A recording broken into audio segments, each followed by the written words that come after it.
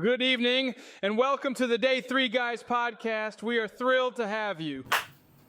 Welcome back to the Day 3 Guys pod. I'm Gabe, JP, Nick, Matt. Matt, you're back. He's back. He's Mr. back. Return Welcome to back. relevance. I'm back, finally. Welcome back. Well, we got a lot of action to talk about. Some people are more excited about the weekend than others, but we'll get into it. You don't think I'm excited? No, I think you're more excited than we are, because you had better outcomes in the games than we did. But Yeah, rough. True. we'll get into it. So, Nick, you want to tell us what we're talking about? Yep. So in today's episode, we will be going over our agendas as always, and then we'll be recapping the NFL Week 2 matchups and see how that correlated to our thoughts pre-Week 2. We'll then update our college football outlooks. A lot has changed in that landscape to start the year, so we'll take a look at that, and then we're going to talk some Week 3 matchups and picks, look ahead, and of course we're going to do the Who's the Betta segment. Some of the boys are, actually most or all of the boys are not in a great place in the Who's the Betta segment, but as a team, We we're might feeling pretty good. might suck. We Hey, might stink. it's only week 2. Yep, but as always, Tom. we're always going to see if Mr. Relevant is a ball knower. I just have to say, dude, it's great to have you back. It is. I'm It's so awesome glad for to be morale. back. Yeah, no, it was rough not being able to be here. We made do with what we had, but yeah, I'm excited to be back. He's bought in fully now. He's back. He's back. Now that JJ is not here, Mr. Relevant Can has we to step not? up. Can we not? Do Hey, it? hey, It's we're a little about to- early for that. We're Somebody about to has get to there. step up. We're about to get there. Well, I think this would be a good time to get into our agenda updates. The boys kind of had a tough weekend. Overall, some had better weekends than others. I had a really good weekend. You want to tell What, the really good viewers football. about where you Yeah, let's just get Yeah. the good news out of the way first. Well, first off, the Day 3 guys were present in Knoxville this weekend, as we mentioned. 2/4 Two-fourths. of the day Ah, 3 that's 2/4 of the Day 3 But like, yeah, guys. tell them about like the experience, the game day experience. I'm sure It they'll was tell it you was about it. truly amazing. Neyland Stadium, what a place to be. I mean, a sea of orange, great football game. How about them? You know, the Dogs got a big dub in Neyland, in dramatic fashion in overtime. It was a good day for Dogs fans. For the sea of orange going out of the stadium, a little bit of sadness, but it's okay. You know, they're a good team, and we're going to talk a little bit about the Vols today as well. But also, you know, we'll just get into the actual agenda updates, which is our NFL teams and affiliations. My Patriots were the only ones that emerged victorious this weekend out of the Day 3 guys. We joined the 1-1 club with 2 out of the 3 Day 3 guys.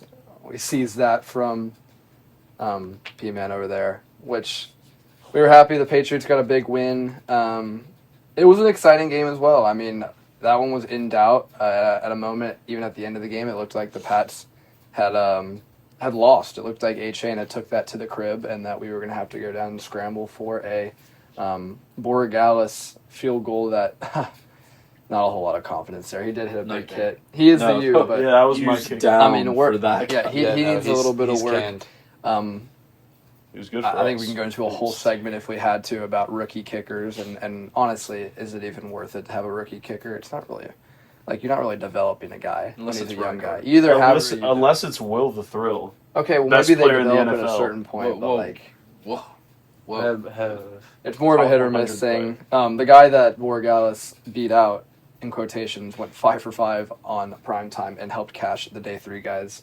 Squad ride, second squad ride. Come on, boys. That was a painful, Even though it's against- painful Even though it's hit, against yeah. his team. But the boys were 2-0 there. But back to the Patriots. Drake May had actually a pretty good game. Very sharp. 19 for 23, 230 yards, 2 touchdowns, 31 rush yards, and a rushing touchdown. He was QB5 in fantasy. That's pretty good. So he looked pretty sharp. Was kind of exactly the type of game you hope for against a team that you were hoping he was going to do good against. But lots of good and bad on both sides. Offense did what they needed to do, but honestly didn't look very explosive. So hopefully if we need to get some more chunk plays. We'll see if the Steelers in our big matchup this week we can do that. That will be a key to victory. Antonio Gibson was a bright spot. What a kickoff return. What a moment. Responding from a terrible special teams moment that had ensued previously. But we definitely saw some holes in the Patriots defense with no Christian Gonzalez or Keon White. We'll hopefully get those guys back next week. And Will Campbell and company looked pretty good on the O-line. Honestly, an awesome showing. Drake had a very clean pocket for the most part, which has been rare in his career, and I think it showed itself. Ended up getting a big win. The offense looked good, like I said. Still wish we had more chunk plays, but the defense definitely needs some tuning up before we see the Pittsburgh Steelers and they come into town. And we've seen them light up another AFC East opponent. So hopefully that doesn't happen again. But it was good to get a win under our belt. And thank you, Devon Achane, for having bigger feet, I guess, and stepping out of bounds and maybe costing his team the game. But heck of a player. No, we're not knocking Devon Achane, but you can talk about the other side of that game. Fins, how are we feeling after a big... Well, I'm going to tap into my guy Waddle first, just to kind of get him How'd out Jay the way. Waddle do? He had 5 catches for 68 yards and a tud. Pretty good game. Yet again, another scare of him getting hurt and like limping out of the game. But he came back in. Waddling out of the game. He actually didn't hit the waddle, which I thought was surprising. I think he's grown out of He's that? mature. He's matured out of the waddle. Crazy. But, we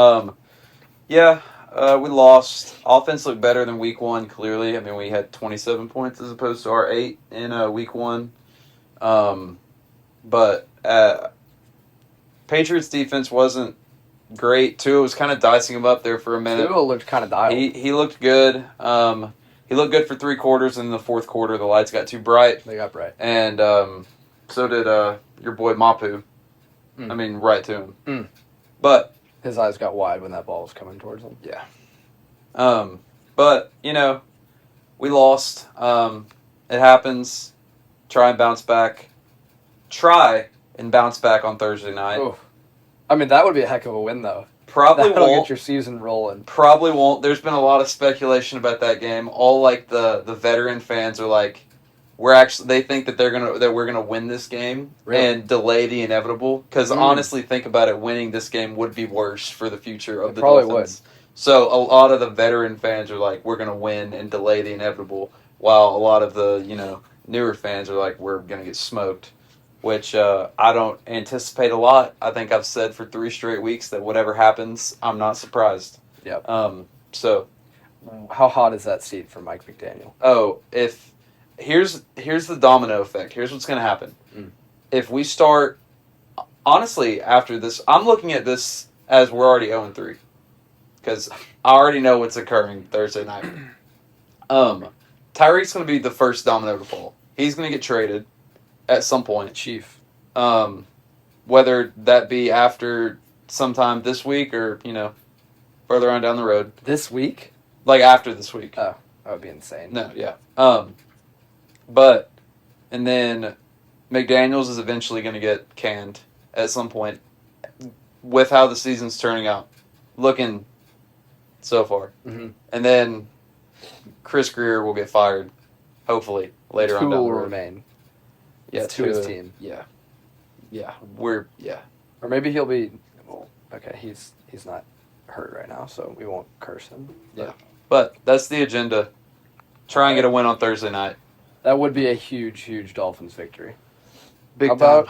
about the Pittsburgh Steelers? How are you feeling? Not great, man. Rough week, for sure. Vibes were high after week 1, offensively. Obviously, A-Rod balled out. O-line struggled, run game struggled, but we still put up 34, so it was like, I mean, if we can score without running the ball and protecting well, we're going to be pretty good this season. Mm-hmm. We saw what happened when we don't protect well and we can't really move the football. We struggled. Jalen Warren, I'll start with the positives. I mean, Jalen Warren was like the huge bright spot of that game. Absolutely balled out. I mean, everyone saw that 68-yard catch. I mean, Incredible. That was We need to pretty put awesome. the clip up if no one's seen that clip, because Absolutely. that's an awesome play. It's an awesome football play. I love Jalen Warren, and my take from that game in a positive light is honestly that he is going to be the best player on our offense. I think he's a stud, and the fact that Kenneth Gainwell is still eating into his snaps honestly makes me kind of sick. Kenny G, RB1. But it's time to talk about the defense. Even Mike Tomlin said 2 weeks is a pattern. You can't get gashed in the run game like this. Like, you will not win football games if you give up 6 yards carry. Mm-hmm. Like, you just can't do it. They stuffed Zach Charbonnet. They were better this week against the run. They had like 6 tackles for loss. Like, it was much better than last week. But it's the big, like, when they mess up, it's a 20-yard gash every Mhm. time. And you can't play football like that. They had them on 3rd and long, I think 6 times at least that they converted. You can't win football games like that. Mm-mm. And honestly, I think this loss is more on Tomlin than anyone. The stubbornness of making no changes from week 1, still playing Keanu Benton out of position at nose tackle, who's getting blown off the ball. You can't stop the run like that. And then punting on 4th and 1 at the 48 Soft. for a guy that preaches not living in your fear Mm-hmm. is like the most mind-boggling decision that I've ever seen at NFL football. Yeah. They asked him today in the presser why they didn't tush push and if they considered it, and he like blew it off and thought it was offensive. Well, to like, be fair, I mean, Rodgers is not your ideal tush push. No, guy. Maybe you bring in Freiermuth, put him they've in there practiced like Mark Darnell Andrews. Washington and Johnny Oh, Smith. yeah. taking That's like an auto Darnell- first down. They have Darnell's the getting that easiest first. personnel to do. You literally have Johnny take the snap and have Darnell push him. Yeah, that's, who's gonna stop that? No one's stopping that. Darnell's getting that first. And you punt. Especially if you get the leverage like the Eagles get, where you're like all offsides. Exactly. Then Like- you probably will get the first Yeah. down. They From a for yard a out. team that wants to be physical and beat people up to think that you can't get a yard, Mm-hmm. and his reasoning was to protect the defense. How about keep them off the field? It's 1 yard. Yeah. Well, speaking of special teams, I'm sure you're going to touch on that. Obviously, I mean, Caleb Johnson. I honestly don't even blame him. You put a guy on kickoff return who didn't know the rule, who is a power back that shouldn't be on kickoff Yeah, return. I was going to anyways. ask why is he the kick He's returner? never demonstrated an aptitude to be good at kickoff returns. Yet Tomlin thinks he's a mastermind and he's going to put Caleb back there. Fumbled week 1 and then cost you the game week 2. Yeah, it's bad. This loss was on Tomlin. If only they had old Wash Cordero Patterson. Exactly. Yeah, we love to do that. We love to put slow guys at return man. All this to say, I'm concerned about the direction of this team under Tomlin. Last 6 games, they've averaged, I think, giving up 30 points a game, just under. That's not good, man. For a good. team that has the most expensive defense in the NFL, you cannot win games like that. Mm-mm. And I think if this continues, you need to start asking some questions. Granted, it's week 2. You know, you didn't play awful. If those 2 things, the pick in the end zone, that was a catch, that dropped and was obviously a turnover, and then you give them a free 7, we're talking about a totally different ballgame. Yeah. But the defensive struggles are a concern. This week will be very, very, very, very telling. Absolutely. Um, Should be a get-right game. But yeah, honestly, We'll I hate to say, and we'll touch on this game later, but my Patriots, with not having chunk plays, like you said, are unfortunately a great matchup for the current Steelers defense, to where they could probably get on the right foot. But hopefully they prove me wrong. We'll see. I'll touch on J-Ram real quick. Splash plays were there. Had a pick, had a block on the field goal, but shaky in coverage. So Yeah. good and bad. JSN from and J-Ram. Cooper Kupp had days. Yeah. They did. Yeah, they carved us up. But we'll get to the return, man. Return. Hey, we haven't really got a great opinion about the Vikings and what's been going on. Even after a big victory, we didn't even get to hear the opinion. So Yeah. honestly, the floor is yours. Yeah. But after a big loss. If this was last week, I would have been more optimistic. But right now, we have a hospital for a team. I mean, this is as bad as it gets. I mean, you have J.J. McCarthy, who I'll get to him later because there's going to be a lot to talk about there. Darisaw's out. It's apparently day to day, but yet O'Connell doesn't want to tell anybody, when the timeline is. So it's day to day, but this could be like a week 5 thing until we get him back. That's a key guy. Our line is just I mean, the in Falcons were shambles. shredding y'all. Harrison Smith has missed the first 2 games. Van Ginkel missed this game. We needed him on the edge to provide bless some you. more pressure. Great tackler, so that would have helped our run defense. Aaron Jones out now. We just signed Cam Akers today. So Welcome he's back, Cam Akers. Yeah, welcome back. Just old reliable. Old. Blake Cashman out as well. He's on short-term IR. Ryan Kelly, center, goes out with a concussion in the middle of the game. So we have Ryan Skule out there, also goes down. Mm-hmm. So now we have our 3rd-string left tackle in the game. And then Rondale Moore had a season-ending injury in the preseason. I mean, right now, I don't feel good about anything. Let's see. I mean, O'Connell's play calling. I mean, I don't know what has happened to this offense in the offseason, but I'm just not seeing, like, we've out of the 8 quarters of football that we've played, we've had 7 horrible quarters and one good one, and that was the fourth quarter against the Bears. In every other quarter, we have looked slow. We can't find we somehow, out of the 20 balls that JJ throws, he finds Jettos on one big chunk play, and I think that we're actually gonna start throwing the ball to him, but we don't want to throw to him. I mean, our D line's horrible. Just got ran over by Bijan, and our second. I mean, every tackle on Bijan was either by Ivan Pace Jr. or by Theo Jackson. I mean, our secondary is making tackles 15 yards down the field. Carson Wentz is my starting quarterback now. I mean, who would have thought this is where we're going to be in week 2? Probably an upgrade, to be honest. Yeah. I mean, so the issue. So then let's go to McCarthy. Let's get The ankle injury seems like a load of horse crap to me. He said it, not me. I did, and it's because if you look at him on that last play of the game, he's not limping. He doesn't limp off the field. Maybe in he's the just a postgame. dog. That's what they're trying to paint him out to be. I don't. He's very good at not winning. I think if you look at what has happened, so he wins that game against the Bears, has a kid, and then now, I mean, it's a lot. It's You think a lot. You think You he's think- peaked? You think he's peaked? I'm thinking Do you like think his fiance put in the call? He No. has to be on daddy duty? No, I'm not saying that. I'm saying I think O'Connell, leave? out of what he's seen out of him in the last 2 games, is probably quaking right now. Like he doesn't feel confident. He's having to call the plays for him. He didn't have to do that last year. He didn't have to manage the game because he had a guy like Darnold who could manage the game on his own. Mm-hmm. And now he's trying to give McCarthy those opportunities, but I don't think McCarthy. I think the lights are too bright for him. Wow. I'm not saying that it's over for JJ, but like you're. Is that a thought? It's a thought right now. Oh my goodness. Yeah. I don't think we need to get too ahead of ourselves here. It's week 2. I We're understand. No, we're but like, I mean, overreacting. if you look at the No. state, Yeah, week We 2. clearly are. Week 2 overreactions. I said this after week 1. I mean, You thought it was over? No, I just said the only thing I learned from that game was that both teams were bad. That was a good take, honestly. Um, In hindsight, what a great take. I mean, I will say, like, even with like Scorching our hot takes. our left tackle, Justin Skule. I mean, you look at this. Out of the 91 total snaps that he had allowed 2 pressures and 2 sacks and a penalty. So that's Backup that's lineman for you. yeah. So, Feels bad. For Hawkinson even looks bad. Like, I'm sorry. Like, I don't know what he's doing out there, to be honest. Like, he's just taking up space. He didn't have his, like, I think he had like 4 attempted, and he's running these routes. I just don't understand. I mean, the route running's horrible.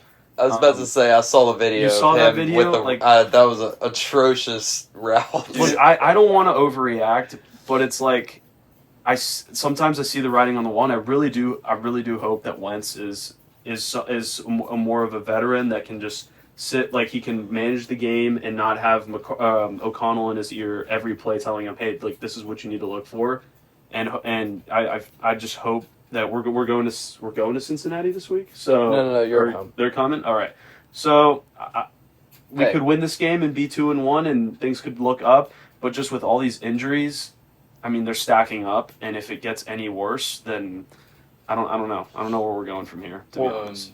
I want to say this now just to get on the record. I think the least surprising thing would be if Wentz comes in and balls out.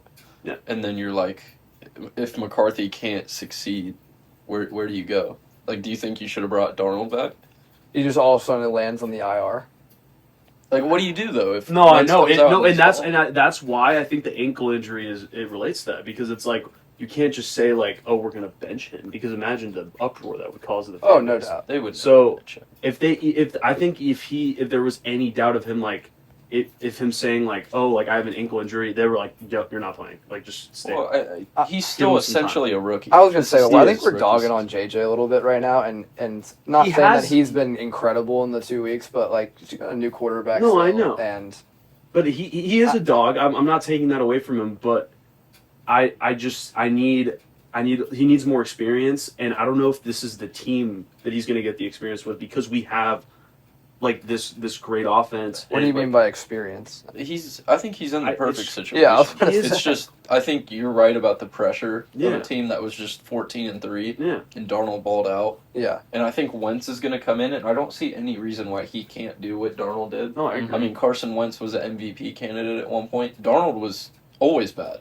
There was never flashes of good from Darnold. He was always bad. Well, No, I'm just there was hoping- no consistent flashes. I'm just Not hoping consistent, O'Connell yeah. can get the same thing that he got out of Darnold, out of Wentz, and if he can do that, our run game. What's his name?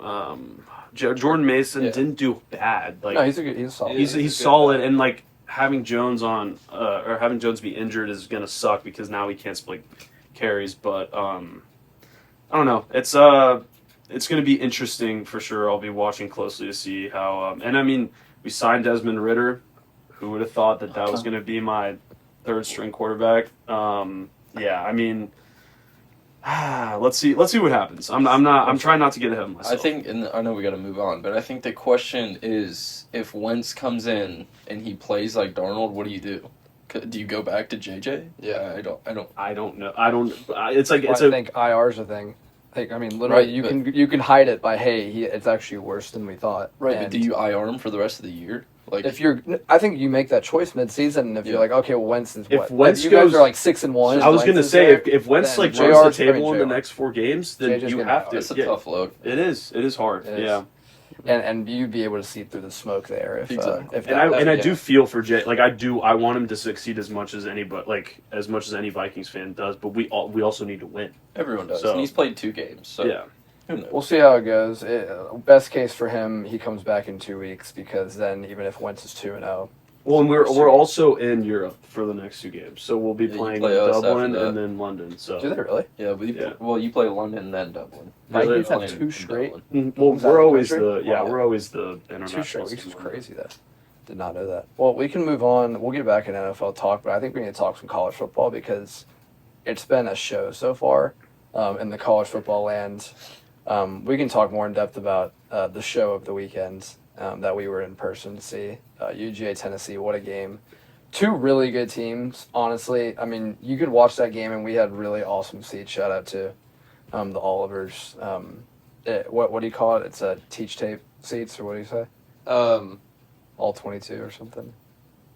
I teach tape. I think Something it like wasn't that. teach tape. There was I like don't game remember what tape it was. seats or Yeah. something. Really good seats, but rocking environment. When Gunnar Stockton got strip sacked and the balls fell on it, I don't think I've heard a pulse quite that large in maybe my entire life. It was loud in there, but Vols, if they didn't already have my respect, and they did, they earned even more that weekend. Georgia came and pulled it out, and honestly, they earned every bit of that. The Vols had a bunch of chunk plays where they're just absolutely torching Georgia DBs. But 2 really good football teams, and that will not be the last we hear of the Tennessee Volunteers this year. And the Dogs did cement themselves as a top contender. In my mind, I think in the majority of people's minds, there's not really a clear SEC favorite right now, and I would argue that Georgia's is the number 1 team right now in the SEC. Texas doesn't look good. LSU looks pretty good. But other than that, maybe Oklahoma, you can make the case too. But, I mean, as far as reputation and living up to that reputation, Georgia is definitely doing that right now in the SEC. But I don't think it's the last we'll hear of the Vols. What do you have to say about them? I think it's really cool that I saw something on Twitter yesterday. I think that there's kind of like a weird like unity right now between Tennessee fans and Georgia fans. Mhm. It's like Tennessee fans, all of them are talking about how good Gunner was, and then Georgia fans, all of them are talking about how good Joey was. They were both great. They're awesome. Yeah. Obviously, play the game was the 4th and 6. I mean, freaking corner of the end zone, absolute dime I by mean, Gunner. Yeah. Um, London Humphreys, what a snag. Yeah. But, we had a shot. It probably shouldn't have come down to Max Gilbert hitting a field goal. He was never going to hit the But no, the So- Twitter pictures. I mean, if we were Oh. watching on TV, I would have just known that there's no way. But unfortunately, it came down to that. It shouldn't have come down to that, but it did. And he missed. Proceeded to drain the next one. Yeah, So, no doubt about it. But after he missed the field goal, I knew it was caked. I mean, Yeah, it was when just bad when momentum. when you miss your shot, when you miss the knockout punch, Yeah, there's nothing you can do. it's tough. But still, 2 really good teams. There were a lot of PIs and holdings in the Tennessee secondary, but that's just from an unexperienced young secondary. We also had 2 key starters out on the D line, so overall 4 defensive starters out. they come back, I think we'll be good. Like you said, it won't be the last that you hear from the Vols. I agree. And honestly, poor Joey, because honestly, if he drains that field goal, you could be talking as he's the Heisman favorite right now. And now, I mean, I'd still argue that he has a shot at it, an outside chance. But, I mean, what a game. He absolutely lit Georgia up in the first, 3 or 4 drives, just absolutely torching them, absolute clinic down the field. Was not feeling very confident in my Nick Chubb jersey in the stands in a sea of orange, but they end up pulling it out, and the dogs are real. And, you know, that might have been a crazy natty pick at the beginning of the year, but it doesn't look too bad right now. Speaking of natty picks that look bad, Texas and Clemson stink. I mean, I'll throw the hand up there. I mean, they are bad. I don't even blame I think it's more about, I think coming into the season, everyone was just giving them way too much hype. I mean, at least Clemson, like on the ACC side, and I think like this just goes back to like how I think like preseason, like all these like rankings preseason, like you don't know until the season starts. But like, for example, Clemson had out of the 22 preseason all ACC, they had 11 or 12 of them. And so now it's looking like, okay, well, they had no clue. So at least like for Clemson, and also I think that that Clemson loss was more about Georgia Tech being good than it was Clemson being bad. Yeah, I mean, I think one of the reasons why people were so hype on Clemson was because they returned so many of their starters. I think they returned 19 out of 22 starters. Right, Yeah. And you can get caught into hey, they're getting all their guys back, they're all unity, and I always buy into that kind of stuff, especially in college football, where it's like, oh, we get all our guys back, we're a brotherhood. You just watched Ohio State do it. Right, and you can automatically buy into that, which Clemson was a playoff team last year, and so that's why they were kind of like an easy pick in everyone's minds that, hey, they're going to run that back, and now they're going to have all of that talent returning, where had a good thing going into the end of last year, but couldn't quite get it done. And then you come in and just lay an egg twice, and now you're not even ranked. That's pretty bad. So do we think that Clemson's totally out of it now, or do you see a path for them maybe somehow squeaking out the ACC, or is there, in my opinion, there's too many good ACC teams that have emerged that kind of almost honestly takes them out of the argument. I mean, the Canes are looking awesome. We'll get into Canes. I'll let you speak on them. But Canes look awesome. Florida State has looked awesome. I think they've been kind of everybody's darlings right now as they're back. Georgia Tech looks really good. And Tech, it's a big win. I can't remember if we play them this year, but I don't think we do. I don't think you do either. But Florida State, that's a scary game for me. To be honest. They're a good team. Yeah. But to answer your question, I actually don't think Clemson's out of it. It's going to be a tough climb if they're going to do it. They have to win out. Just to reflect on last year, everyone thought Ohio State was done when they lost to Michigan. I mean, it's a very comparable loss. Georgia Tech's probably a better team this year than Michigan was last year. And everyone was calling for Ryan Day's head. Obviously, I think Ohio State had a more talented roster, better team. But I think Clemson's in a similar position. Like you said, I mean, what is it, 19 out of 22 starters? It was around there, yeah. That's a lot. It's a lot of guys. It is. Cade is going to play better, I think. He needs to. Well, now there's no pressure in a way because they've already been written off. Right. Well, they have 2 losses. That's my only thing is the record, because the best they can finish is 10-2. Yeah, right. Is 10-2 good enough if they don't make the ACC championship? The silver lining is it's very early. So if they're going to turn it around, I think they have the talent to do it. Now, are they? I don't know if it's likely, but I think it's possible. Do you think Clemson or Notre Dame is a better case as a 2-loss team, hypothetically, if they both went out?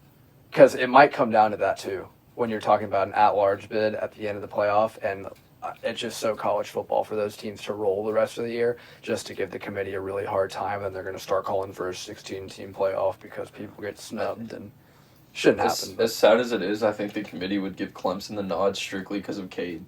I agree. I don't think they want to see a freshman quarterback over Cade, if it comes down to that. The unspoken thing is Notre Dame is Notre Dame, and regardless of who's on the field player-wise, it's Notre Dame. And if Notre Dame's in the conference, it's the same thing as Alabama, honestly, and maybe that's changing this year with Alabama as far as stature, but in everybody's minds, Notre Dame is... I think it's ridiculous. I mean, the fact that they're still even in the top 25, I'm sorry. But the 2 losses... I understand them that, to be but there. you're 0-2. You're 0-2 in the top 25. You played 2 ranked teams. A lot of teams haven't played anybody. Yeah. So yeah, sure. I mean, you play 2 top 10 teams now and lose by a score. to both of them. I understand. And it's I'm just a hater on the fact that they're independent. I just don't like that. and I think that's what could put them in the dust. the only thing they're is their independent. schedule's not very strong the rest Yeah, of the that's year. what So I'm it's They saying. don't how have a many good statement wins. win they can Yeah. go get. now. Right. And Clemson has an opportunity. Well, I guess South Carolina might stink now too, but does Clemson play Miami? If Lenore's comes back, I think. Clemson does not play Miami, I don't think. I And don't know. We never play. I don't know why. I think We don't Clemson ever plays play. Florida State this year. I'm not 100% sure on that. But But that's that's a an chance for them opportunity to get a big back. win. And I could see them winning that game. right. We Especially don't as an play. underdog. Yeah, no. we Check don't play. Clemson's schedule and see if they're playing against Florida State. But teams that we need to respect, I mean, those ACC teams that we named Miami, I personally was not They very play high on them. Florida State. They do play Florida Yeah. State. Well, that's an opportunity to big win. And But they played South Carolina. So, well, right. they're not. If Lenore's was playing in South Carolina, I can find it right now. Looks like South Carolina's in a bad place. They looked bad. Team that looked good against them, Vandy. To be honest, going into the year, I was kind of looking at the SEC pre-rankings or whatever, and everybody had Vandy near the bottom, and I'm like, they must know something I don't know because Pavia is awesome, and they have some good offensive talent returning. So I don't know why they're ranked that low. They must have lost a bunch of guys, and here they are, 3-0, looking great. Why was everybody writing off Vandy to start the year? They had some great mojo going to last year. A great quarterback. Pavia is a Heisman candidate. That guy can win you a football game. Gives me some Baker Mayfield vibes. I like that. I like that comparison. I mean, I do. He's a gritty football Dude, I player. mean- And Stowers is a stud at tight Mhm. ends. I mean, that guy is. He's going to be an NFL player. I think. Shout out Cole Spence. I Shout think out it's Cole all in that Spence as offense. well. Yeah. Mount Pisgah legend. I think if we've learned anything from these first couple weeks is that the SEC's totally up for grabs. It Like is. for the first time in a long time, there's not a team. And I thought the Georgia-Tennessee game was going to kind of show us who the favorite in the SEC was. Really? It Yeah, I didn't. thought that was going to be like a statement, like this is the team. It kind of was. And granted, Georgia played great, Tennessee played great, and Georgia came out on top. But I didn't watch that game and be like, these teams are so much better than the other ones. Well, Like yeah. Oklahoma to me is still, I think I would have them winning the SEC right now, just because I think Mateer is the best player on the field. And that's fair. I And would their I would defense is argue good. Oklahoma doesn't have any big time wins. They have a chance to get one this week against Auburn, which would be a big time win.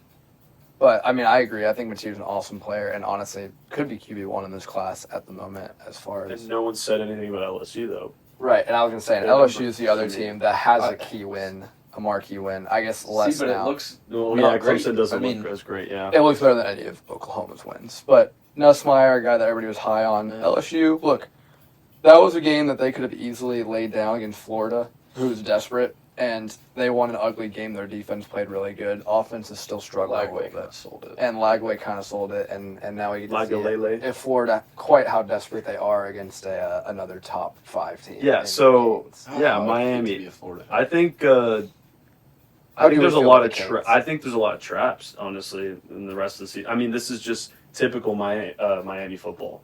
You come out super strong, and then you have an off game, and then everyone writes you off because you're not one of these Power 5 or these Big Ten or SEC teams.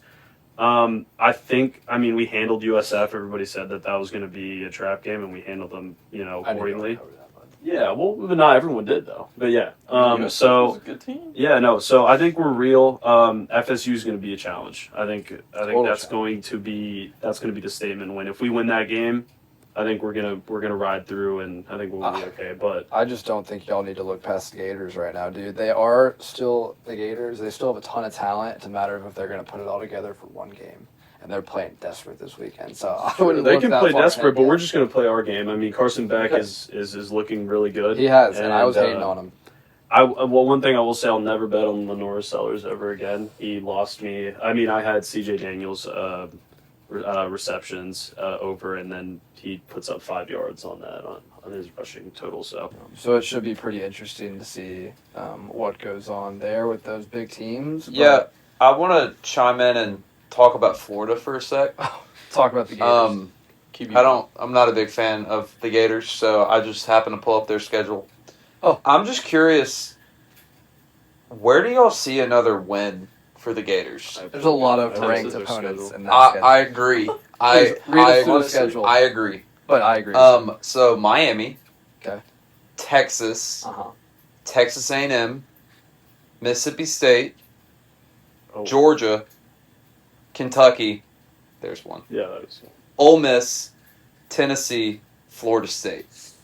My gosh. That's horrible. I could see maybe 2 It's a rough time to be a or Florida 3. fan. 3 max. 3 max. Yeah.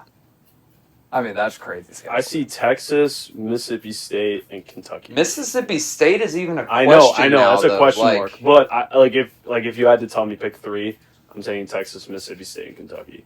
But even though, I mean, The fact that we're like talking about Texas being like the win on that schedule is Oh, just I know. kinda hilarious. It is. I'm trying very hard not to overreact to like Texas performance, but they haven't shown that they're good at all. why did we believe it though? Too Because Because we were it's fed Arch. all we along. were literally fed. because that's what the Well, also- media wanted. Yeah. I mean, let's not act like that team doesn't have talent. And the They- team was they do. great last year. Yeah. Like, they're in the same category as Clemson, where they have a bunch of guys coming back, except, they're getting a big improvement at quarterback, and they aren't. I mean, Quinn Ewers was highly disrespected throughout his college career, in my opinion. I mean, he definitely took a step back, and I think that's why people kind of hit the panic button and were ready for Arch. But you rush Arch in there expecting him to be a world beater and get you to the top, and he's clearly not ready. Yeah. No. From even a mechanical standpoint, I mean, all his throws are off kilter, sidearm. He's not stepping in and driving his throws. Like, this is stuff that's kind of QB 101, you know? Yeah. And I get let him play with his talent, but it's clearly not working. I don't like. I've heard stuff. I might be wrong, but like, wasn't he not like? I don't think when he was in high school, he was even playing at like the highest. He wasn't He's playing playing great against- competition. Yeah, I He's don't playing think- against like what me and Nick played against. What we played against. Yeah, like yeah. the 1A. Exactly, and so like I don't know how you would Yeah. expect a player like that to have this much hype, and then I don't know. I mean, it's literally the last name, right? Like, is that really all we're going based off of now? Well, yeah. Yeah, That like, and that's- he's 6'5", big arm, athletic, Sure. like everything you look for, but he hasn't used it. I mean, he's great with his legs, I'll admit that, but you can only ride that for so long, you know? Yeah, he's not coming out this year, and he absolutely should not come out this year. Which is bad for the Steelers, but why? because we want a very saturated QB class. And if someone That's wanted true. to waste a pick on Arch going first, that leaves a guy like Nussmeier, Mateer. Well, I don't think he would go Klubnik. first. I don't care. Arch? Yeah. No, he wouldn't. Not anymore. No. That's what I'm saying. Like, Yeah. had he been decent, even if he was like good. Well, the He'd thing probably is, be- with Arch, if he came out this year, he probably would nail the combine. So Yeah. it's a matter of like, and that just fools people, man. It I does, mean, and the it's Arch combine. Manning. Well, yeah, and you have an agent. I mean, an agent can easily sell that. to- Every to NFL the coach first is pick. I can He- fix it. agent wouldn't even have to. His last name does it himself. I know, but it's an easy pitch. And- to- and to honestly, teams. I think it's harder to judge some. Now they did play Ohio State in game 1, which is also a tough game to start out your career in, and then, or judge them off of games against small school opponents where, yes, he should go out and dominate, and he hasn't looked great. But it's a matter of stepping up in big games. So I mean, I guess I'm making excuses in a way. I think we'll have a better, way of evaluating Arch in like 2 or 3 weeks. Let's come back in 2 or 3 weeks, see how he played then. If he plays good in these 3 weeks, I'm willing to shift my opinion a little bit, where I think he's kind of more in the flow. If they are still undefeated at that point and they've been in the middle of SEC play, I could be a little bit talked back into Texas, but yeah. I think Yeah. you wait until next year. Honestly, I'm not even trying to be mean. It's just like are you talking about for draft? no, we're just for For Arch. Texas. Yeah, like we're up for the draft. I mean, Okay, well, yeah, no, I mean, like I'm saying, like if you're even evaluating this guy, I'm saying like, look, this is just a year where he tries to soak in everything he can, and then we go back to look at film in the off season, and then we go based off of his year next year. Well, But like he I think clearly needs time. Yeah, I he mean, does. this Yeah, isn't. that's what It's I'm not saying. like he's just like missing throws and not Yeah. playing well. Like it's down to the footwork. It is. It's like concerning. And Yeah. most quarterbacks need that time, so it's not a Right. knock to him. It's not No, an not at instant all. fix though. It's not Right. like I don't see it next week being like, oh, he has great footwork now. There's Like- nothing wrong with staying until you're a senior in college football. It's not Yeah. like the NBA where you're a bum if you're in college basketball and you're a junior or senior, you're not a draft prospect. And Especially a They're quarterback. making plenty of money too. So, Right, I mean, and it's there's like, no yeah, you're going to be point. fine in the meantime. Small schools, group of 5 teams that are compelling this year. South Florida was the most compelling to start. Are there any other teams that caught y'all's eye that could make the playoff? My pick in Tulane, I think they look pretty good right now. Big win the other day. Have a big opportunity this weekend. real So, big wave. yeah, man. Yeah, I like. Jake Retzloff, man. But I think the AAC honestly is producing a lot of good teams, and I mean you got South Florida, Tulane, and you have Memphis, who's always really good. So it'll be interesting. I don't know if there's anybody else that's a Group of 5 team that's Boise's kind of out of it. I mean, Texas State's good. They can Yeah. make a push at the end of the season, but they have a good team. Don't they play? They play like Arizona State or something. Soon? They just played. They They just only did. lost by like 14, I think, or something. Speaking of teams and quarterbacks that fell off, Oh, yeah. Arizona State, Sam Leavitt, Yeah. another guy that's probably not going to come out this year. Opportunity for him to have a big game this week, though, because that Baylor needs it. secondary is He needs it. not very good. But I think it's a lot on college football. I think the boys. Cobb, do we have any new championship picks? A lot of guys picked Texas in here. What would you guys say you're updated? If you had to pick one today, I'm still on the Dogs, but 2 teams I could see winning it that I also think are really good are Oregon, who we didn't touch on at all. They look awesome. And I actually do think Miami's a candidate. I hate to say it. I mean, I don't want to get my hopes up. I wouldn't pick them. If I had to pick a couple teams, it'd be either. I think LSU can make a run. Really? Yeah, I do. I'm not sold. I'm not either, but who has sold you, you know? I mean, Miami's played well. Georgia's got a huge win. But really, a lot of teams are disappointing, and a lot of teams haven't played anybody. So it's super early. Like It is. I'd still pick Penn State just because really nothing's No, changed. they're a good pick. We haven't played anybody. So I mean, we're going to find State, out in 2 Ohio weeks. State looks good too. I mean, Yeah, they're always- I feel they're like always in the- that's another team that Yeah. everyone's just kind of like writing off because they beat Texas, and Texas looks weak. But they just haven't heard much from Ohio State. Yeah, right. Yeah. They've just been beating people 70 to nothing. but- Jeremiah Smith casually just has like It's 100 Big Ten yards a game and a football. touchdown. And they're kind of like disappointing in a way. It just kind of shows the kind of football player he is. Yeah. Do you see the Vols making a run? I could see it. I think that obviously we need to get our defensive guys back. But I could definitely see it. I don't know that I'm going to pick them just yet. I'm not gonna make a pick because, like you said, it's too early to tell. But I mean, I could definitely see them making a run. Yeah. I do have a question. Texas A&M. I'm not sold. I'm not sold on them. That was a big win, though. It was a big win, but honestly, they shouldn't have won that game. I don't No. think Marcel So- Reed's a quarterback I that's going to agree. win a natty. I agree. Fun offense, fun yeah. team though. Thought I think would it's a throw it fun out team. because I mean, No, big it win looked on the good. road. Did y'all see the hold on the last play of the game? Yeah. The guard literally tackled the guy. Oh, yeah.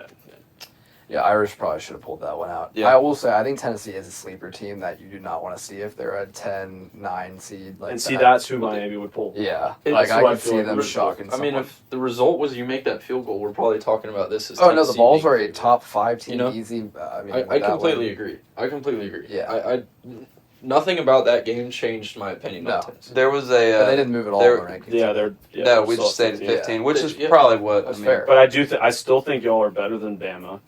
Yeah. I think y'all are better than Ole Miss. Yep. And I I agree. think y'all are better than Texas for sure. I agree. So I know we got to move on, but Bama, I think people are writing them off a little too easily. Like it's It's Bama, I get no, it. I know, and I get that, and this isn't Saban's Bama, It's but not. and at all. Wisconsin's probably not a good team, but Simpson looked great. He did. He did a good bounce back weak game. team, but again, another SEC team that's kind of in that limbo of like, are they good? Because FSU, I mean, we're talking about them being a really good team. Yeah, So, I will say, who knows? when someone writes off a coach like that, I kind of find it in me to start rooting for him a little bit too. So I'm like, I kind of hope it is Bama. Except So it's I Bama. wouldn't be Yeah. heartbroken if Bama sucked and just couldn't find it this year and they were just fraud and DeBoer got fired and sorry, good riddance to him. But And like, Gruden comes in. yeah, and Gruden comes into electric. But like, I mean, getting a few big victories wouldn't be the worst thing in the world for Kalen DeBoer. So I mean, No, and I'm excited to watch Alabama, Georgia here in a couple weeks. That's Yeah. going to be a good one. we'll have to revisit at that point. But I think we go back to our bread and butter here. NFL. What else happened this week in the NFL? A lot of injuries, a lot of exciting games. First off, biggest injury of the week. Oof. Joey B. Mm. And if we clip that, I did say this off the record on the pod. I'm pretty sure I stated on episode 2 or 3 that, God forbid Joe Burrow get hurt. Sure we enough. could be talking about the Bengals having a plummet, and here we are. I do remember that. Sure enough. Yeah. It's bad for the But game. they are 2-0. It's bad for the game. If, again, as a Steelers fan, I wish injury upon no one. But obviously the Bengals are not the Bengals without Joe Burrow. Not at all. And Yeah, go ahead. Browning, very capable backup.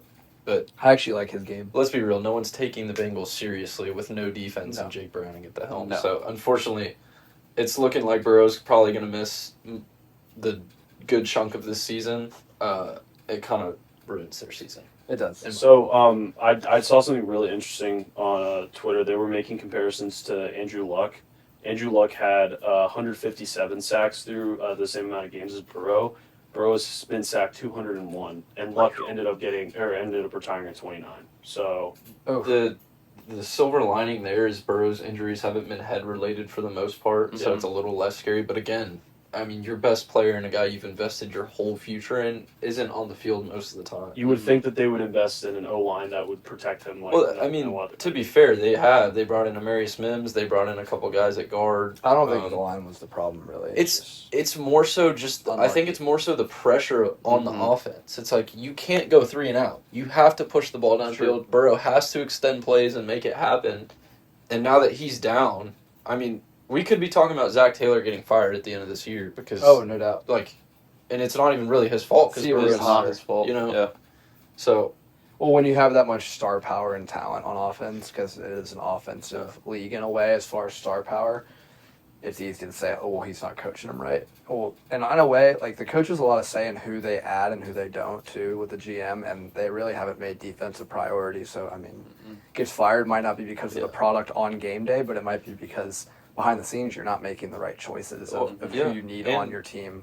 and they made this bed and they're gonna have to Right. lie in it because you put all your chips in on the offense, knowing you didn't have a defense, and now Your centerpiece you're is going to gone. start losing games because you can't stop anybody, and Browning can't dominate like Burrow does. Yeah, that's why I think like when you don't have McCarthy there and McCarthy's not Burrow, okay, that's not what I meant by that. But the Vikings have a good defense for the most part. I wouldn't say top 5, but a really good Very defense. good defense. And you can win football games without McCarthy. You have Carson Wentz, the backup, who's a more established backup than maybe Browning. But like in that argument sense, their defense is better set to win them a few football games. Kind of like the Texans, where you say like, now they're 0-2 to start right now, but the Texans have a really good defense, and we're not very high on their offense because of their line and stuff like that. But their defense is going to win them a few football games. So tough in Cincy right now. We'll see if Jake Browning balls out, dude, and the Bengals are similar, because when you have that much weaponry too that you can throw to, you can make a quarterback look good. Dude, the thing is, he can ball out, but the defense is that bad. Yeah. I mean, and to be honest, they haven't been as bad as we thought they were going to be through 2 weeks. They're 2-0. Yeah. I mean, but I think we all see it coming. Like, schedule's going to get tougher. Defense isn't going to play well, and Browning doesn't. Well, some people were afraid of that Bengals defense. Brian Thomas Jr. did not want to get hit. That was tough. Tough clip. He was playing through a wrist injury. Okay, well, but still, I mean, we're shying away. His wrist is He not what's going looks to get hit on every scared. play. That boy is shying away. I don't want to dog on him because he is a stud, but I mean, I'm seeing Jags fans on and Twitter's a dangerous place. They're calling for him to be traded. It was just insane. But Well, I mean, there was a guy that I think we all were pretty high on last week, fantasy production wise, just because you're going against a bad defense. Yeah. And the opportunities were there. 12 targets, 12 4 targets. catches. I mean, go get it, man. Didn't hit my prop. Another missed prop. Let's. I want to talk about game of the week. Yeah, What was supposed to be the game of the week. That was actually kind of a really boring game if you watched it. gritty football though. Kansas City and Philadelphia. Nick was right. We picked the Chiefs to win that game, and they didn't. It's kind of looking like the Chiefs are slowing down.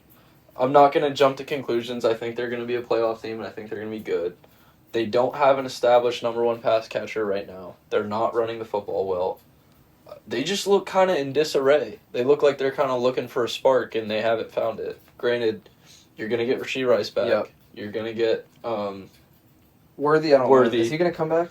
He'll be look back. into that. He'll be back. They didn't even put him on IR, Okay. so he'll be back. Right. But the Chiefs are 0-2. I Yeah. don't think any of us would have been guessing that we were going to say that through 2 weeks.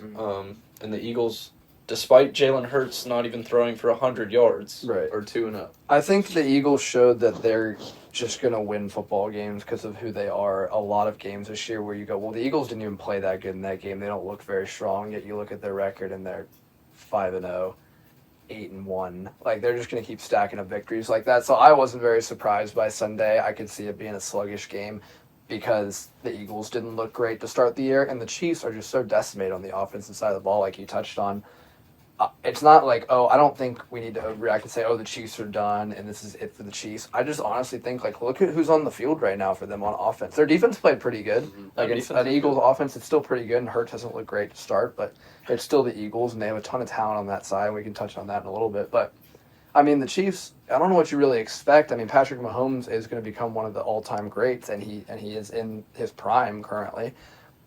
He can't single-handedly do it himself. He's not quite Lamar Jackson with rushing ability. So it's like he's going to have to pass to these guys. And he is. He's been running really well. And I saw a lot of grittiness out of Mahomes. But, I mean, I wasn't surprised at the Chiefs starting 0-2 because their top pass catchers are 40-year-old Travis Kelce and Marquise Brown, who, I mean, isn't that great. And, I mean, so it's like, I don't know what you really expected there. I think off the name brand, it was a pick last week. Surely they won't go 0-2. But I'm not that surprised. Based off the two teams that they played, the Chargers look strong. The Eagles are strong. So it's like, tough start for the Chiefs. They now have Giants, then Ravens, Jaguars, Lions in the next 4. I wouldn't be surprised they lost 2 of those games. Yeah, and they start out 2-4, and then you're like, oh gosh. Also, Kansas City could have very much won that game. They could have. And for 2 teams that were in the Super Bowl, they're 2 of the most unbearable watches in the NFL. Mm-hmm. Like, Hurts cannot throw, and they still win games just because their O-line is that dominant. He sits back there for that awesome. 10 seconds before he scrambles for 6 yards.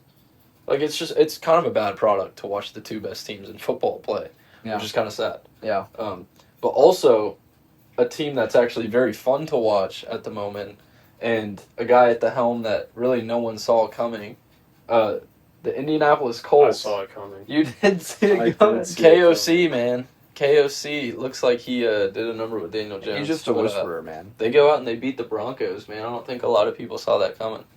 Got it right. We did get it right. There's such thing as momentum in the NFL. But dude, we didn't know if they were real after they played the Fins. I didn't think they were real. Granted, some of us on this podcast did say that the Broncos were going to take a step back this year. But that's still a huge win for the Colts. It is. And honestly, you can say they're a team of destiny right now. I mean, when you get you miss the field goal and then you get a 15-yard penalty, a phantom 15-yard penalty to win a football game, literally the difference between winning and losing. They're either 1-1 and we're not talking about the Colts, they lose that game. Or now they're 2-0 and they get a big victory and you're like, oh my gosh, the Indianapolis Colts might be real. The offense looks great, and they really do. I mean, they're clicking on all cylinders. Jonathan Taylor looks like the best running back in the NFL right now. And that's no knock to Saquon or any of them, but that's just how good JT's been playing. And Daniel Jones has a newfound confidence against, honestly, 2 teams that we thought were going to have... Well, I guess the Dolphins, we didn't think were going to have a great defense. But, I mean, the Broncos having a great defense. The Colts just put up 29 on them, and that game was back and forth the whole time. Now, the Broncos, we were worried about their offense a little bit. I think they kind of showed that might have been a one-time thing, but you also look and see how they were moving the ball, and it's a lot of dump downs, a lot of check downs, and some guys had Troy Franklin had a big game and stuff like that. So I guess you worried about teams like the Broncos about can they compete if they can't really air it out down the field if Bo Nix has taken a step back. But then you wonder if a team like the Colts could be one of those sleeper teams that come out of nowhere with a new quarterback in a way and a newfound purpose and a lot of juice, and they look like they're enjoying themselves right now. They have a good opportunity to go 3-0 this week. So my question would just be, what's the future for AR? I was gonna say, I think it's funny we haven't heard a peep about anything. Anthony Richardson. He's probably the only person in Indianapolis that's mad that they're 2-0. I'm sure halfway through the season he'll be on a different roster. Yeah, I mean, someone will be willing to give up a 4th-round pick for the guy. I think which is honestly, like, if you're a team that needs a quarterback, why not take the chance? Like, I was gonna say Pittsburgh. If we keep, not playing great, not stopping the run, you need a spark. Obviously, Rodgers is probably still gonna start. Oh, you mean like this year? I was about to say for next year. Yeah. No, I think even bringing him in like halfway through the year, take a swing. He's still on a rookie contract. Yeah. There's no harm, no foul there. And I think you'd have to give up more than a 4th-round pick for him. I don't think so. I mean, he's done done absolutely nothing, and he's still got a young quarterback on a rookie contract that has tools. The conversation is good. Like, I feel like the conversation between teams is like, or you're not going to use him. That was a similar argument. Keep him then. Yeah, but Fields went for a 6th-round pick, so like he was on a rookie contract. It was. Oh, I guess he wasn't now. Oh, wow. Yeah. That's true. I mean, and he's toolsy guy like that.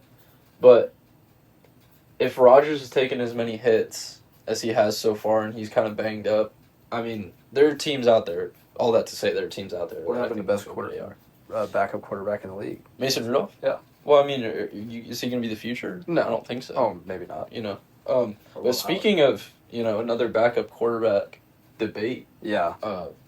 Mac 10 and Purdy. Yeah. That's crazy. I mean, I think it's worth noting and touching on. I mean, we all expressed that was a lot of money that Brock Purdy got. That A lot. is he really worth that? And Just QB fatigue. Sometimes I feel like, and people are starting to realize, like, you don't need to be spending that kind of. I mean, look at guys like Daniel Jones. I mean, you don't need to be spending money. it's just such a hard deal because if you don't have a quarterback, you're screwed in the NFL. But also, there's only a few quarterbacks that deserve that premium, and it's like, but there's a lot of guys that are going to get that money if they're somewhat close and keep you competent and give you a chance to win. And Purdy is that guy. But then you have a guy like Mac Jones who was heralded in the exact same way as Purdy in a way as a system type quarterback. Could run an offense, was a Niners prospect before they ended up taking Trey Lance, and then Patriots Mac Jones, he falls to them way back when. So they already had speculation that he would end up in San Francisco. It's been one game, but he balled out Against the Saints. and it's against the Saints.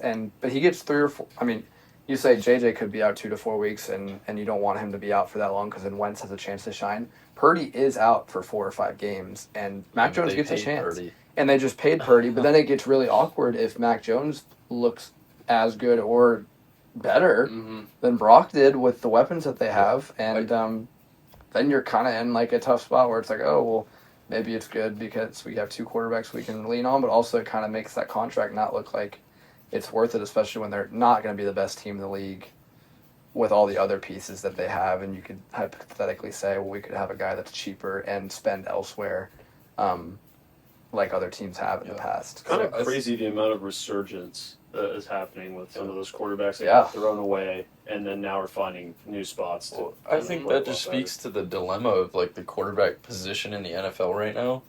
You either have a guy and you give him a blank check because he's good, he has a potential to go win you Super Bowl. Like you give a Josh Allen, a Joe Burrow, Lamar, Patrick, whatever. Right. But also, and I think you can speak to this, like when you have someone who has a great year or is like winning games for your team, you still pay him, but it's like, It's tough are you when it's paying a contract year, man. Are you paying to compete for a wild card spot, and are Right. you okay with that? And if you are, great. But I think a lot of teams are finding themselves like Dak, Tua, Yeah. Purdy.